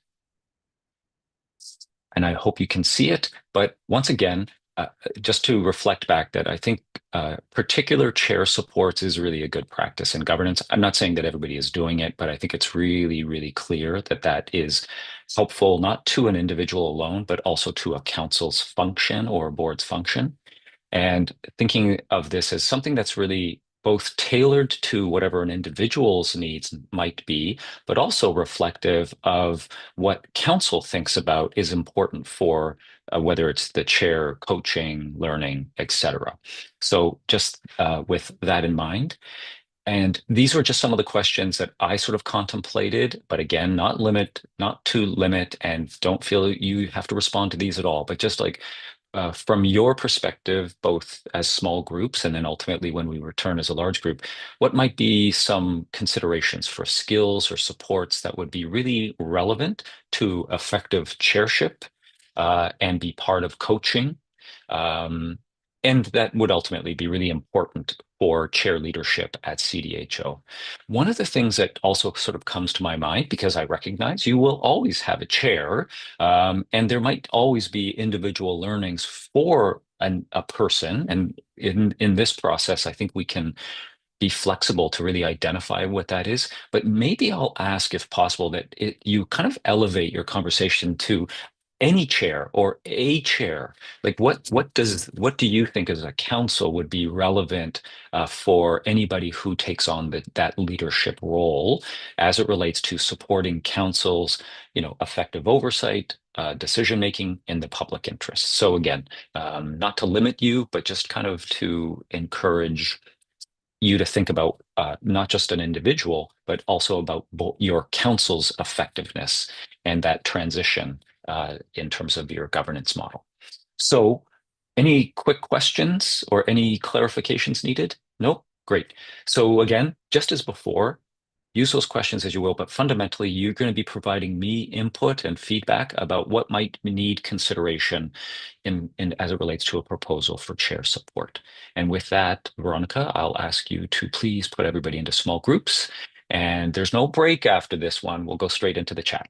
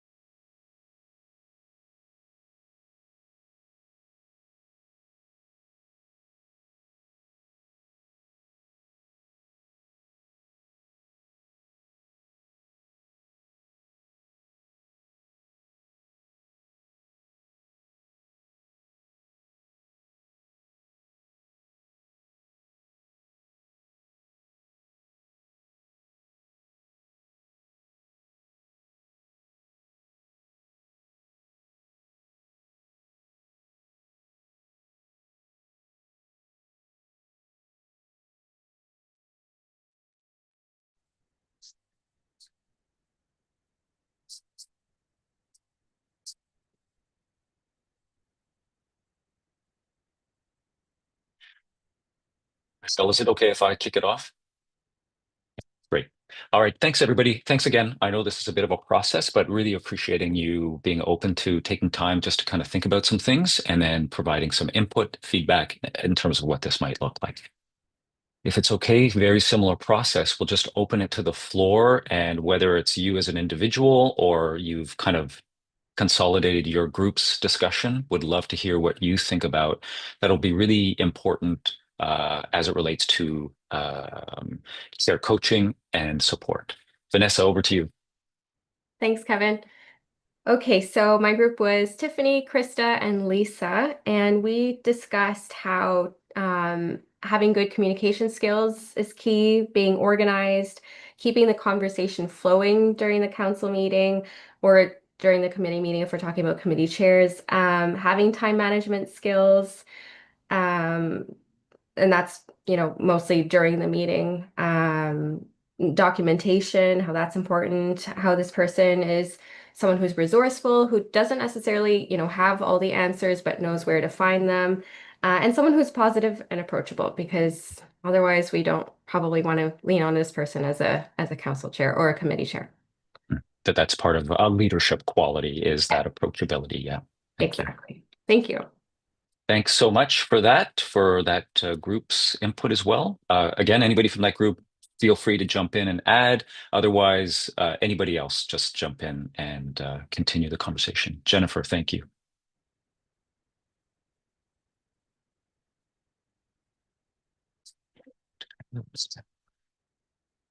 Jennifer, I saw you there a second ago, but now I think you're on mute. Yeah. Can you hear me now? Yes. Okay, sorry, I have issues with my computer muting, sorry. So we came up with some ideas for things that we thought would be beneficial, not necessarily qualities of a chair, but things that would be beneficial when someone is assigned to be a chair. So the first one was training for how to run meetings, and particularly how to delineate between staff and council roles on committees. So sometimes there's a little bit of a blending in some of the meetings, and so we thought training on how to run meetings would be beneficial. We also thought that media training for the council chair would be beneficial, because although they're not necessarily in contact with the media a lot, this is a public forum and these meetings are being live streamed. So potentially some media training would be beneficial. And then we thought, when possible, some mentorship between an incoming chair and an outgoing chair would be beneficial to transfer the knowledge that they've learned on how to run the particular committee that they're on or running council. That's really great. Jennifer, thanks for that. And maybe I'll just sort of summarize at the very end, so I don't want to get in the way of the conversation, but thanks to that group, Jennifer. And again, add, or we'll move on to somebody else to just let us know what your group was thinking about. You have this wonderful representational quality where somebody is a spokesperson for a group, so that seems to be part of your style. Amit, over to you. Maybe I'll take this one and then my group can add it. So it was Terry, Belbrier, Christina, and Margaret on my team. So we talked about the roles and responsibilities of the chair and the vice chair and how they can balance some of the role within the council meetings and even the planning side of things. So, how to help each other kind of, and similar to some of the feedback that we got from the other teams as well, right?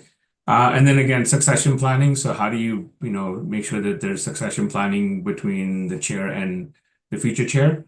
And then how to engage the council in some of the discussions or like the agenda or topics, and how to utilize some of the staff as well to help with some of this development of our days, right? And I think other teams have kind of mentioned similar areas, so we're not going to repeat those.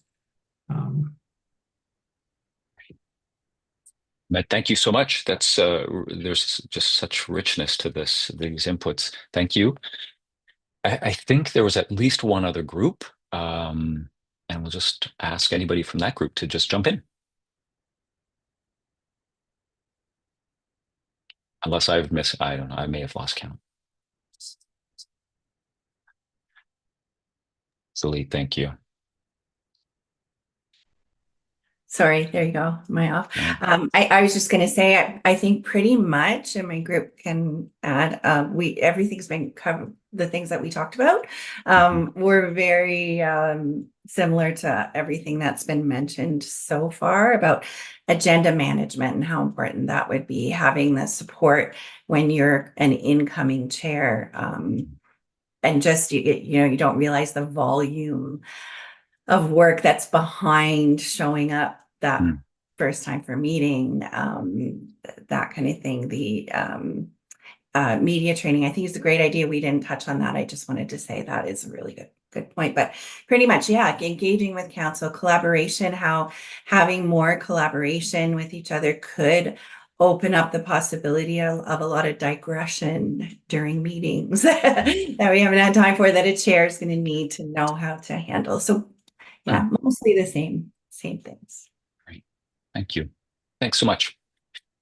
Just good, just to see any other thoughts, anything that maybe somebody had that has not been mentioned yet, just to check in.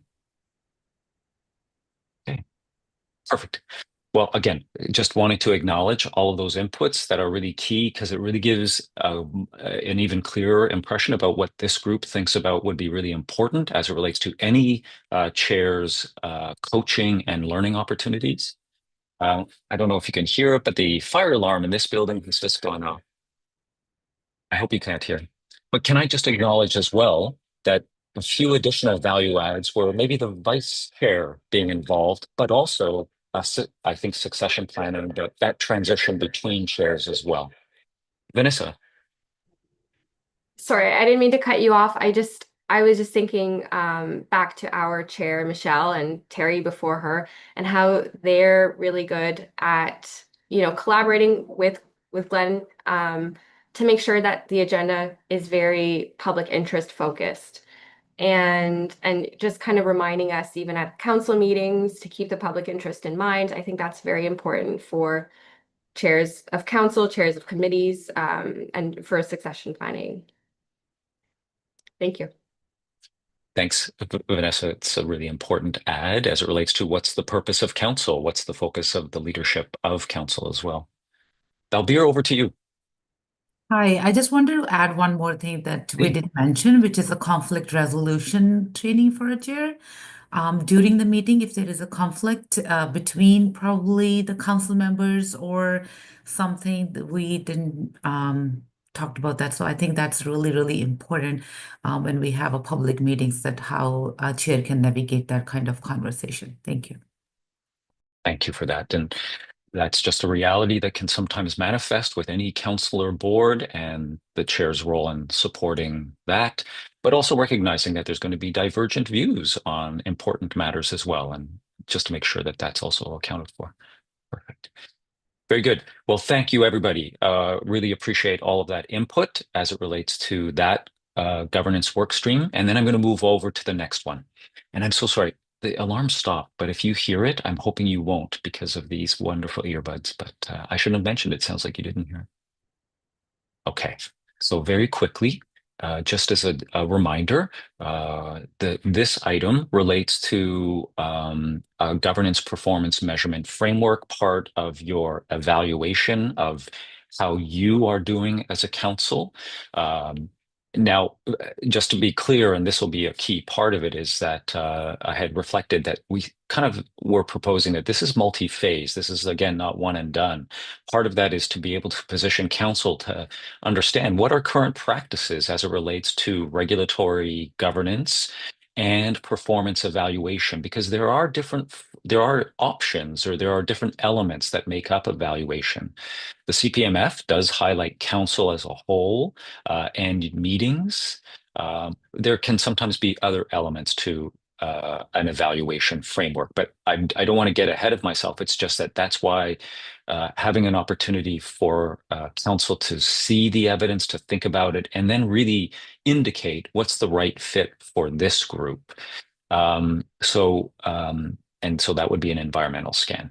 But again, the question, and these are really meant to be very broad and not limiting, but just what is relevant to you. I think evaluation frameworks, probably at their best, aren't viewed as sort of one and done. They're meant to be enabling and supportive of continuous improvement, and not kind of, if you will, a penalty. So are there ideas, are there inputs that you think really will need consideration over a period of time of developing a new framework? And then how does council want to be engaged? So that's going to be a critical point. And I ask it in case there's something particular that was going to be embedded in this approach anyways, but are there particular things that need attention from your perspective? And again, not to limit you to any other points of conversation your group might have. So again, really focus this time on what is really a critical part of governance these days is having a performance evaluation framework. Any questions before we kind of, again, move into small groups, just for clarity? Okay, great. Thanks again, everybody. And Veronica, when you have a chance, I think we're mixing them up, I think, as we go along. So another group is coming up. See you shortly. See you in 10.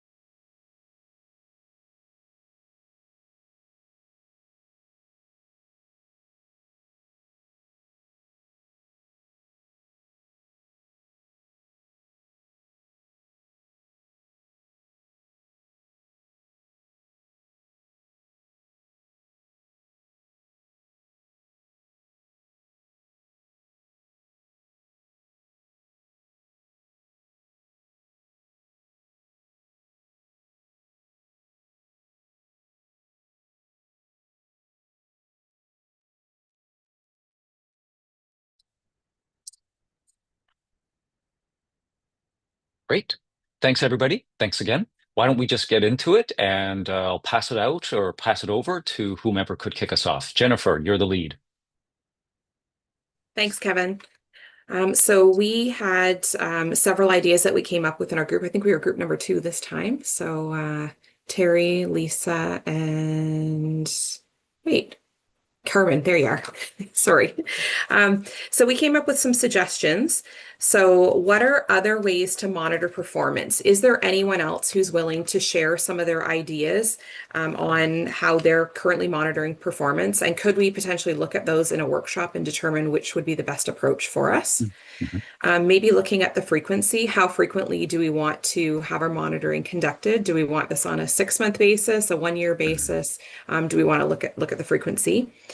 And then should the framework be different for members of different committees? So should we have a standard framework, and then should we have subsets that are specific maybe to people who are on ICRC versus people who are on QA? We would like to also maybe look at asking the council for council input to establish the initial framework, but then maybe asking or assigning for council members to help refine it so that it's not going out to the whole group and we can kind of create a streamlined approach for it. And then we want to look at information about what the end game is. So what do we want to do with the reports? What's the purpose of the report other than just being required? That's a really great point. Thanks. Jennifer, thanks for that. Just opening it back up if anybody from that group wants to jump in, or we'll just move on to another group.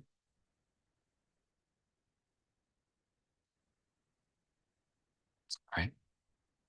Anybody else from another small group? Thank you, Amit. Please. I think generally you have been voluntold from all of your small groups to take on this role, I'm observing. No, I take good notes. So. And then hopefully I can articulate them in a more concise way. So a lot of the discussions are similar to the previous group. I think it was more about what's in it for me, like from a public side, from a member side, and from like staff. What does it mean for this framework from individuals, right? So from groups. And then how can we, the leverage from other boards or councils, like how their frameworks are, which I think was mentioned. And then how do we apply the competencies to kind of help with some of these frameworks as well, right? Because we talk about various competencies within the council. How can we leverage some of those expertise and skills to help with some of these for building out this framework? And then how do we use some of the government framework to bring into what we need to also measure, right? So we have some guidelines that we should be including as part of our framework so that we're not going rogue. That's great. Thank you for that. Thanks to that group.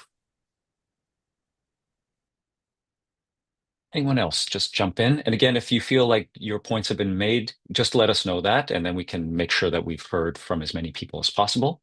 I'm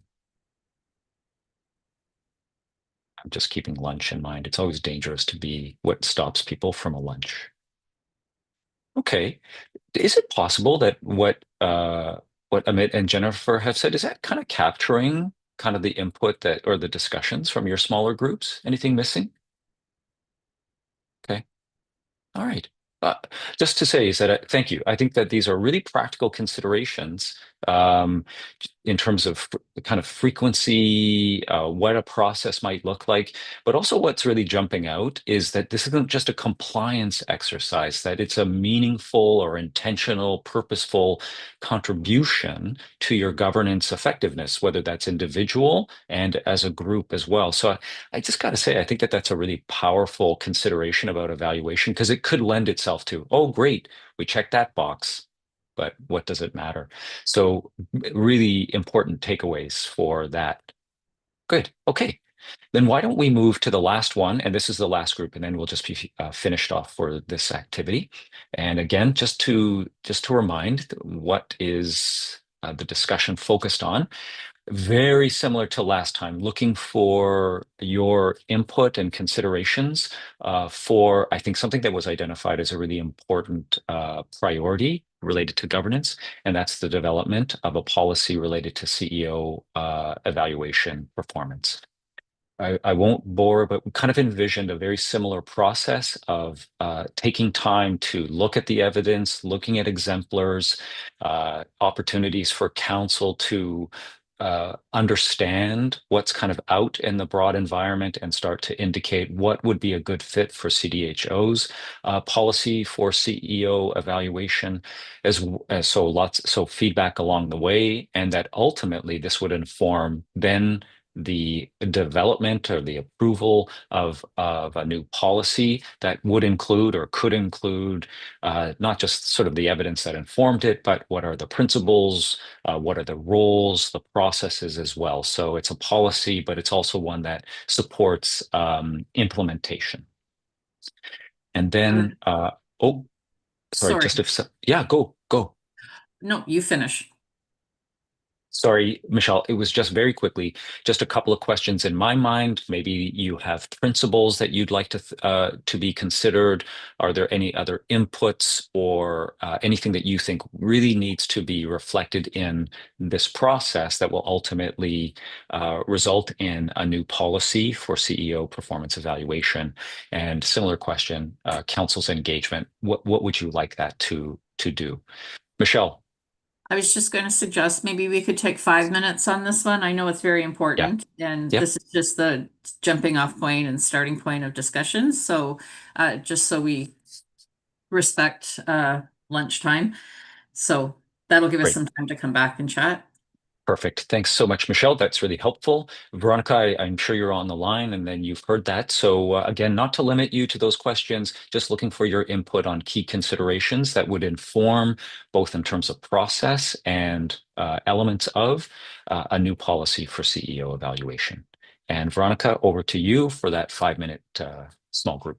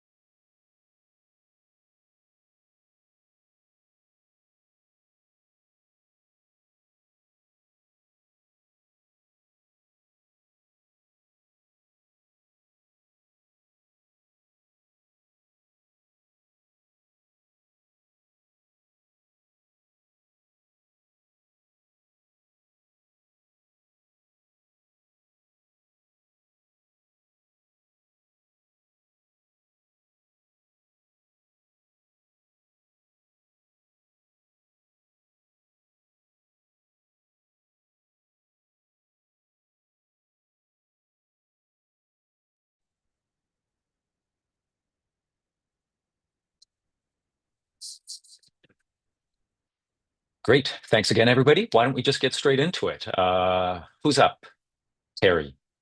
I'll go. Our group talked about that the structure could be multifaceted. So it could be, there's the strategic plan and the goals, and then the KPIs after that. So obviously, Glenn reporting on those KPIs and where he's at with meeting those, but also getting the internal and external perspectives that he's mentioned in other meetings before, where we might be, sending out surveys and getting council's feedback, getting staff's feedback, getting system partner feedback on performance, and coupling all of that to make up the evaluation, but not just the evaluation portion, but also developing the performance review process and ensuring there's opportunities for growth and identification of supports that are needed in order for the registrar to be able to do what they're expected to do and build those up, and also have kind of that performance structures to know with respect to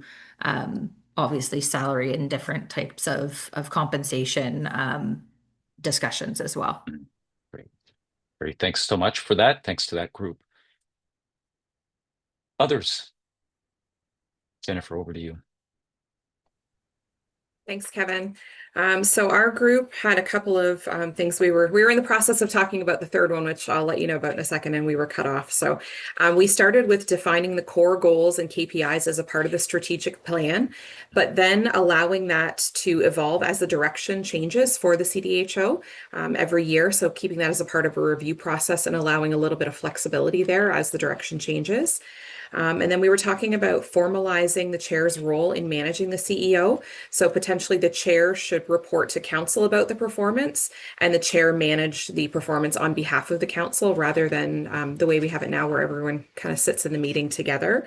And then we were in the process of discussing revisiting the compensation for any new registrars that would come on after Glenn, but we were cut off for that. We didn't finish it. Is it sufficient just to sort of identify that as an area that needs consideration in the policy as compensation and that flexibility piece that you said? Yes, please. Great. Thank you. Great. Thank you. Others? Again, recognizing, as was the last one, it might be that these are your discussion are captured, but just don't want to miss anything. Vanessa, thanks.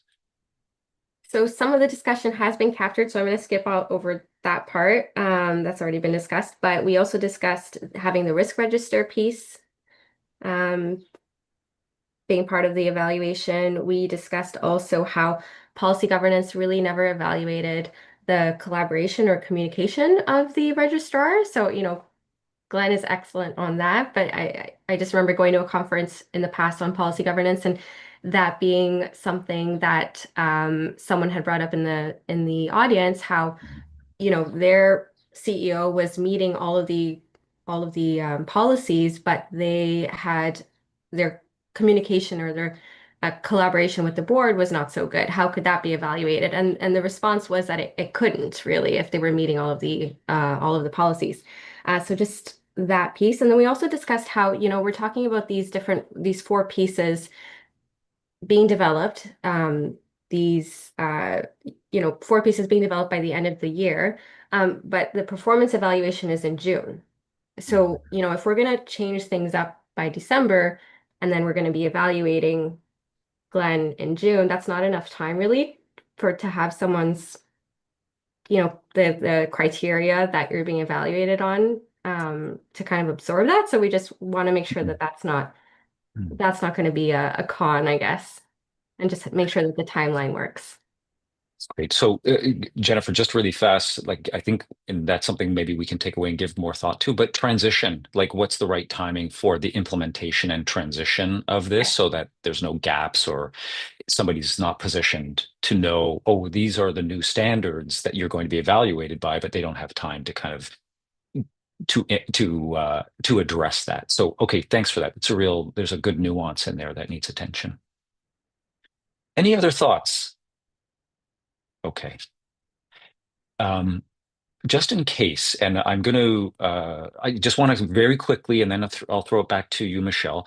Just really quickly, thanks everybody. This was a real opportunity to kind of put forward some proposals to you around these areas and get your input, your feedback. I think a couple of next steps is to really kind of contemplate what this then will look like in a bit more of a detailed proposal around these streams.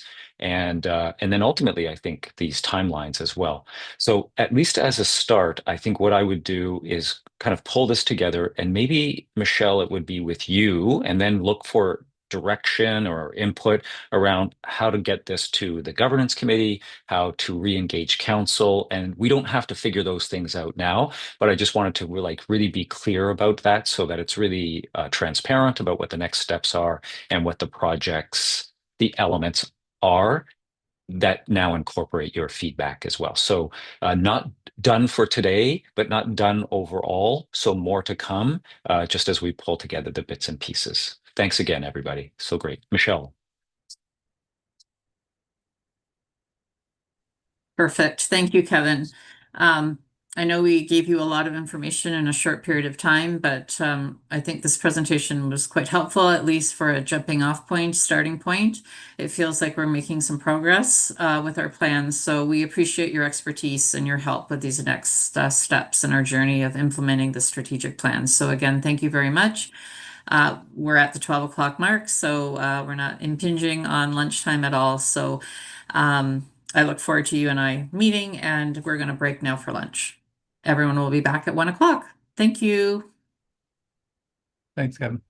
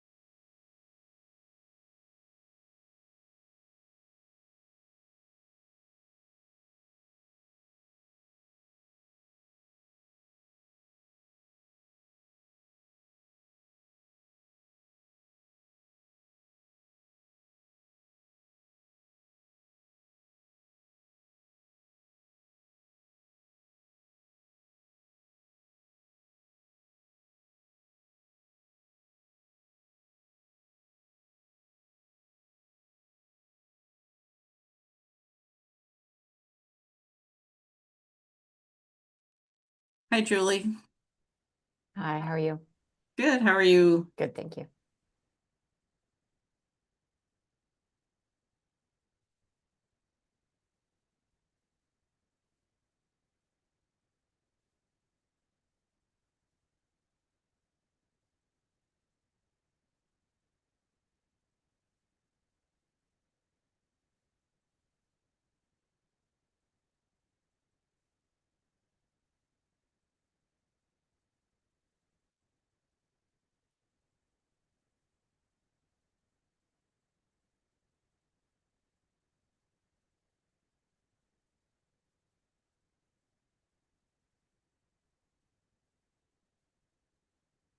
Okay, everyone. Welcome back. Hopefully everyone was able to enjoy something delicious for lunch. I'd like to welcome Julie McCura, our legal counsel, for the afternoon session of this council meeting. Thanks, Julie, for joining us. Before we continue, I would just like to circle back to the question I asked Glenn this morning related to the insurance audit. And if those registrants that had been selected will receive an email informing them that they have been selected. Glenn did confirm that yes, emails will be sent on Monday, June 23rd. So although some registrants have seen that they've been selected in the self-service portal, the email informing them, the official email informing them will also be sent on Monday. So the notifications, I believe, in the self-service portal, they open up a day or two before those emails are generated. So not to worry, the emails are on their way. Okay, so we are going to continue with our governance process items now. So circling back to agenda items number 6.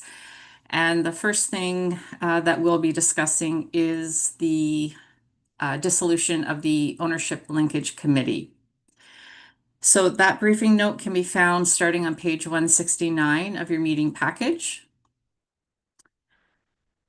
And basically, at the March council meeting, it was brought forward that since council had approved the strategic plan and we were moving away from policy governance, that the Ownership Linkage Committee would no longer be required.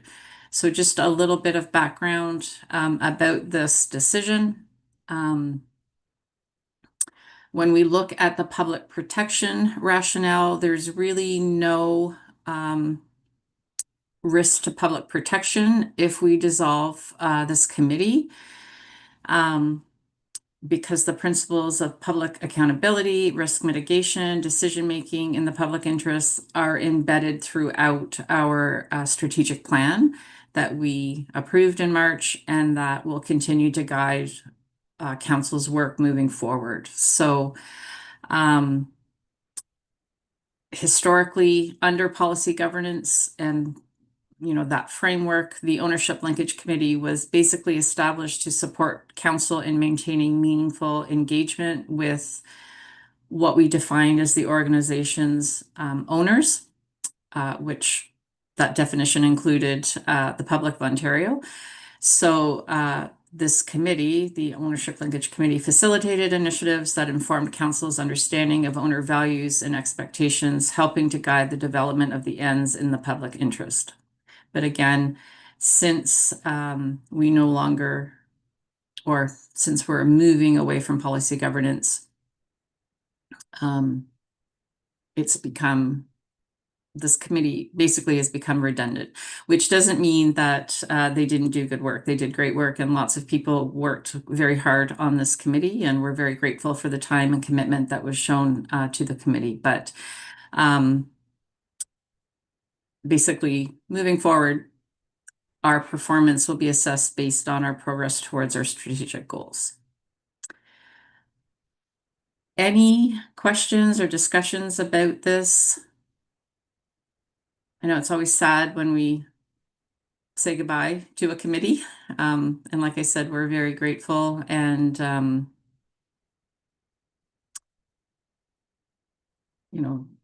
very happy with the time and commitment that people gave to this. Basically, what as a council we have to decide are our next steps, which we can decide to continue with the Ownership Linkage Committee as it is now, or Basically, with council assuming responsibility for collaboration with the public, the profession, and system partners as outlined in our strategic plan that we've agreed to for 2025 to 2027, the Ownership Linkage Committee can be formally dissolved. And then to ensure that inclusivity and representation continue to guide council's work, responsibilities previously associated with the OLC will be transitioned as follows. So the Governance Committee will provide advice to council on governance matters, including approaches to inclusive consultation with the public, the profession, and system partners as delegated by council. And then the Executive Committee will ensure that matters related to collaboration and representation are appropriately reflected in council agendas and that sufficient information is available to support informed, inclusive decision-making. So having this approach of council assuming responsibility and then governance and executive providing advice and informing council basically ensures that the voices of all of our owners continue to inform council's work, aligning with CDHO's commitment to equity, transparency, and public protection. So that's it in a nutshell. We can discuss further or answer any questions related to this. I can't see everyone now, so I'm assuming I don't see any, Michelle. Okay, thank you. So our motion would be, whereas council has a governance committee that will facilitate meaningful engagement with system partners to ensure council decisions reflect the values, priorities, and needs of those the CDHO serves. And whereas the executive committee creates and approves the council meeting agendas and can identify that sufficient information is available to support informed, inclusive decision-making of council. Therefore, be it resolved that the Ownership Linkage Committee be dissolved with council's appreciation extended to committee members for their contributions. And that GP 6.2 Ownership Linkage Committee terms of reference be removed from the policy manual and that the policy manual be renumbered accordingly. Can I have a mover, please? Vanessa, seconder. Lisa, all in favor? Carried.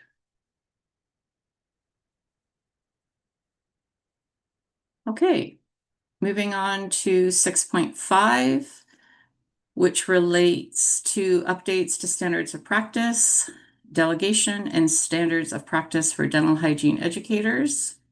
I'd like to welcome Anita Arzumanian, who is CDHO's new Director of Professional Practice. Nice to meet you, Anita, virtually. Thank you so much, Madam Chair, and good afternoon, everyone. So this item is essentially a housekeeping item, and it stems from our efforts to update resources for our registrants and to ensure that they're current based on the latest legislation and policies.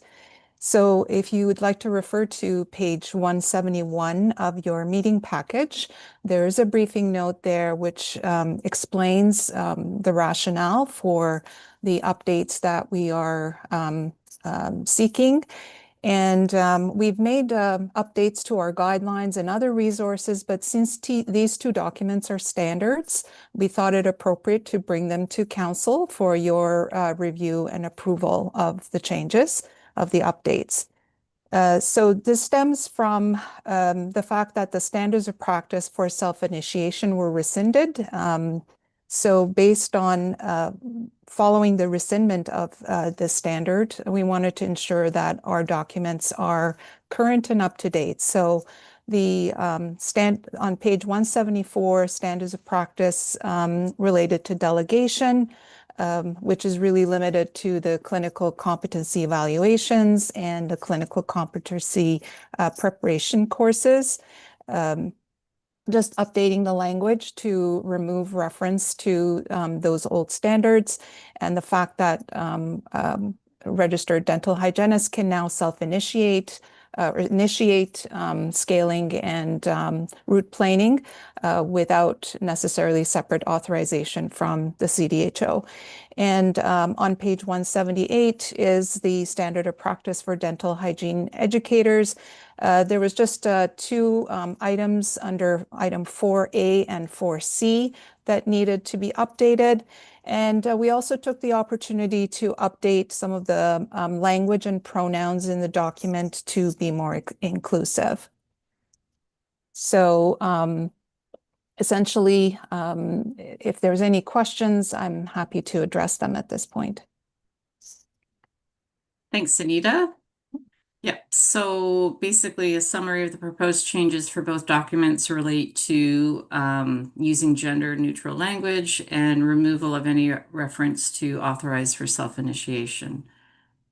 So council can take any of the following actions. We can approve the updates. We can approve one, not the other, or we can direct staff to make any other changes that we see fit. Any discussion, questions, changes related to these proposed changes? Okay. So the motion is, whereas council recognizes the value of providing accurate and current information to inform and guide registrants towards competent practice, and whereas council recognizes that outdated information in standard documents can create confusion among registrants regarding their ability to practice to their full scope, and whereas the current standard documents presented contain outdated information and language, therefore the council approves the proposed updates to the standards of practice delegation and standards of practice for dental hygiene educator documents. Can I have a mover? Krista, a seconder, Anne-Marie, all in favor? Carried.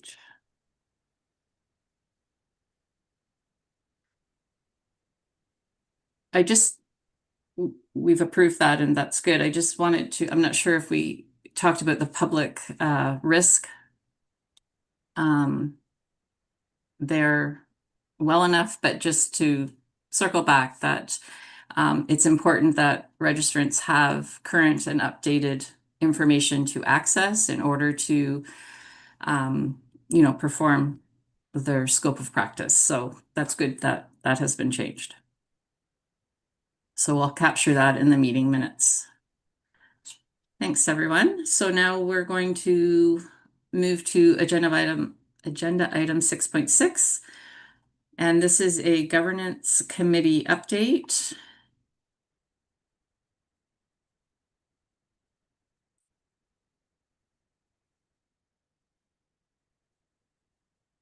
And I will provide that to you as chair of the governance committee. So we have met once since our last council meeting.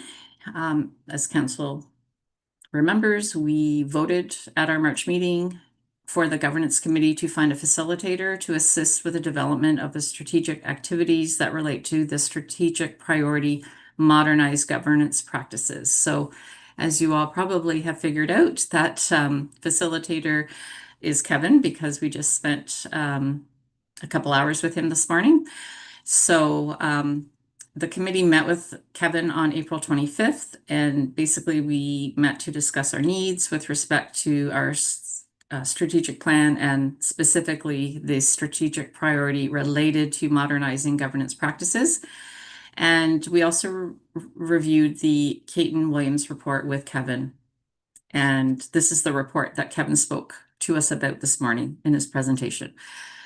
So we reviewed each of the recommendations, and I'm happy to report that some of those have already been completed and some of them are in progress. The ones that are still outstanding really relate directly to our strategic plan. So we discussed how Kevin could support council with those remaining recommendations. So we're happy to report that we're making solid progress, and many of those recommendations will the outstanding ones will be able to be cleaned up with the strategic plan as we get implementing it. So obviously we started our work this morning and we look forward to continuing our work with Kevin with his assistance to help us focus on that strategic priority related to modernizing our governance practices. Any questions on that update? I'm happy to answer. All right, let's move on to agenda item 6.7, and that relates to our mentorship framework. So as council's aware, we discussed and gathered feedback related to our new mentorship framework at our March council meeting. That feedback was taken to the governance committee, and as a result, we have made some changes to both the framework and to the checklist. And these changes are outlined in the documents in your meeting package. So the mentorship framework document starts on page 183, and the proposed changes consist, well, you can see them, but consist basically of changing the time frame of mentorship from 2 6-month periods to 1 12-month period. And we removed the requirement to be mentored by both a public and professional member.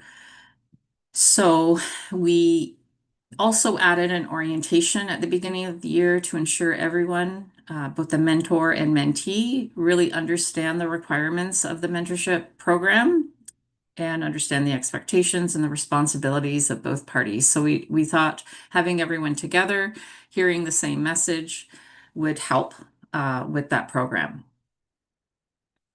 The mentor program report to council can be found on page 188, and we have some proposed changes for that document as well. Basically, those changes consist of the addition of the mentorship orientation and then language being removed that specifically refers to policy governance and replacing it with strategic planning. So not huge changes there, but those changes, like I said, were made based on the feedback we received from all of you in March. So I'm not sure if you have any feedback related to those changes. For those of you currently in the mentorship program, either being a mentor or a mentee, I don't know if those changes would help make things better. But I'm happy to answer any questions related to those changes. Jed. Thanks, Michelle. I don't really have any questions. I just have a comment that I was a part of the mentorship program prior to the establishment of this guideline and this checklist, and I am really appreciative of it. It helps make things a lot more clear, and each side knows what their tasks are. So I just wanted to say thank you to everyone that worked on it because it is very, very helpful to me as a mentor. So thank you. Great. That's good feedback to receive. Okay, so we have a motion that council will approve the proposed changes to the mentorship program framework and checklist. Do I have a mover? Jenny, seconder, Krista, all those in favor? Carried. Okay, moving along to 6.8. This is policy content review, GP7, council and committee stipend and expenses. So the briefing note for this item can be found on page 197 of the meeting package. As the briefing note indicates, these changes relate to best practices aligning with the CDHO bylaws with language. Council will also see the comparison of hotel rates. So it's been quite a while since we've looked at this, about 8 years. So an increase in allowances for hotel accommodations is being proposed. Basically, the asterisks in that table in the briefing note indicate where CDHO has negotiated those rates, because obviously those rates are typically even more expensive than listed. So CDHO has set up agreements with those hotels for those discounted rates for this year based on about 40 to 50 rooms per year.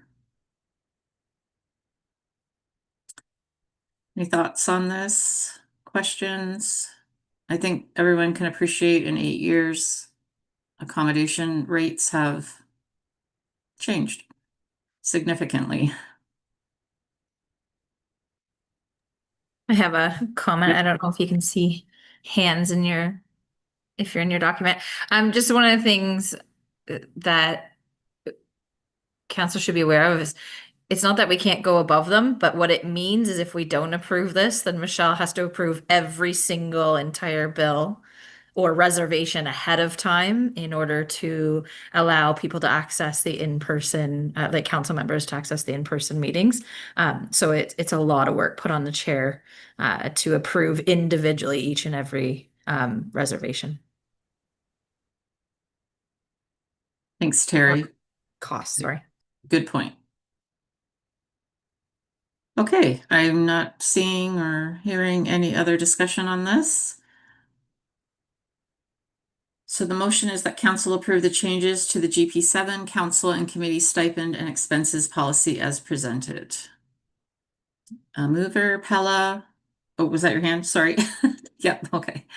A seconder, Margaret. All in favor. Lisa. Yep. Thank you. Carried.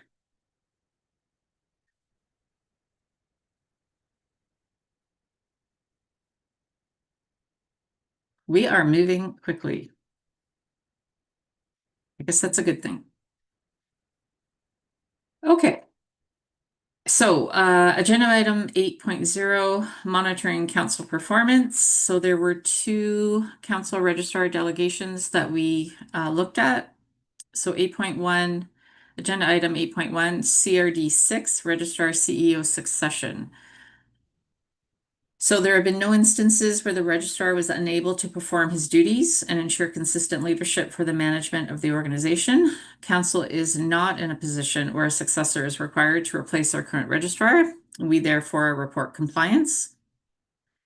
Agenda item 8.2, CRD 7, registrar CEO termination.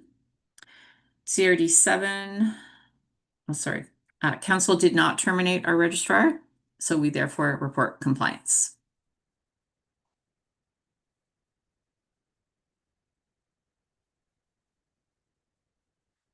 We're now on agenda item 9.0. So council registrar delegation items for consideration. So 9.1, policy content review for CRD 6, registrar CEO succession. So a briefing note for this can be found starting on page 203 of your meeting package for both policies. You'll see that proposed changes include language in alignment with the CDHO bylaws and reflecting best practices.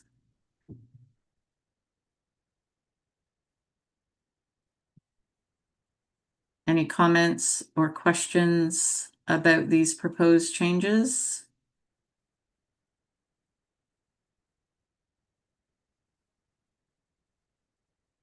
You see anything, Terry? I've lost my screen. I do not. Okay. So the motion is that council approves the changes to CRD 6 and CRD 7 policies as proposed, including changing the term president to council chair and removing any gendered language. Mover, Krista, seconder, Jen, all in favor.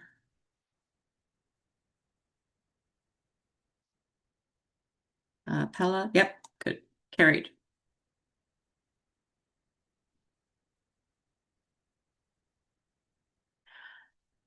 Agenda item 10.0. So these are ends items for consideration. So executive is not recommending any changes. Sorry, your briefing note can be found on page 206 of your meeting package. An executive is not recommending any changes. Do any council members have any recommendations for changes?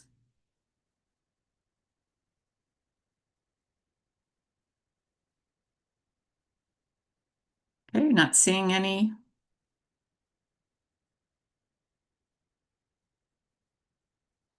Okay. I jumped in at the last second, Oh, Michelle. sorry, Terry. No, it's okay. This might be a question for Julie, but it might not be, might be for someone else. Looking at this, this is typically how we're monitoring the performance of our registrar. This is essentially what he and his team need to achieve by the end of the year, which is then evaluated in March because that's our next like official council meeting after the year end, and then we do performance review in June. When we transition away from policy governance and we move into a new governance model, which is based on the strategic plan, these essentially are going to be, I don't necessarily want to say eliminated, but ultimately we're going to be going with the strategic plan and those evaluative elements instead of the ends, because the strategic plan is what they're working towards, like those strategic ends instead of these. And so this would be essentially removed from our policy manual, correct? But at this time, we haven't got there yet. I would think so. I'm sure Glenn will chime in, but I would think that makes sense, and that's probably something you'd want to work with Kevin on to sort of morph into what the new review process would look like. So yes, likely eliminating this sort of technical piece, but still having a review, but this time based on the strategic plan. Yes. Thank you.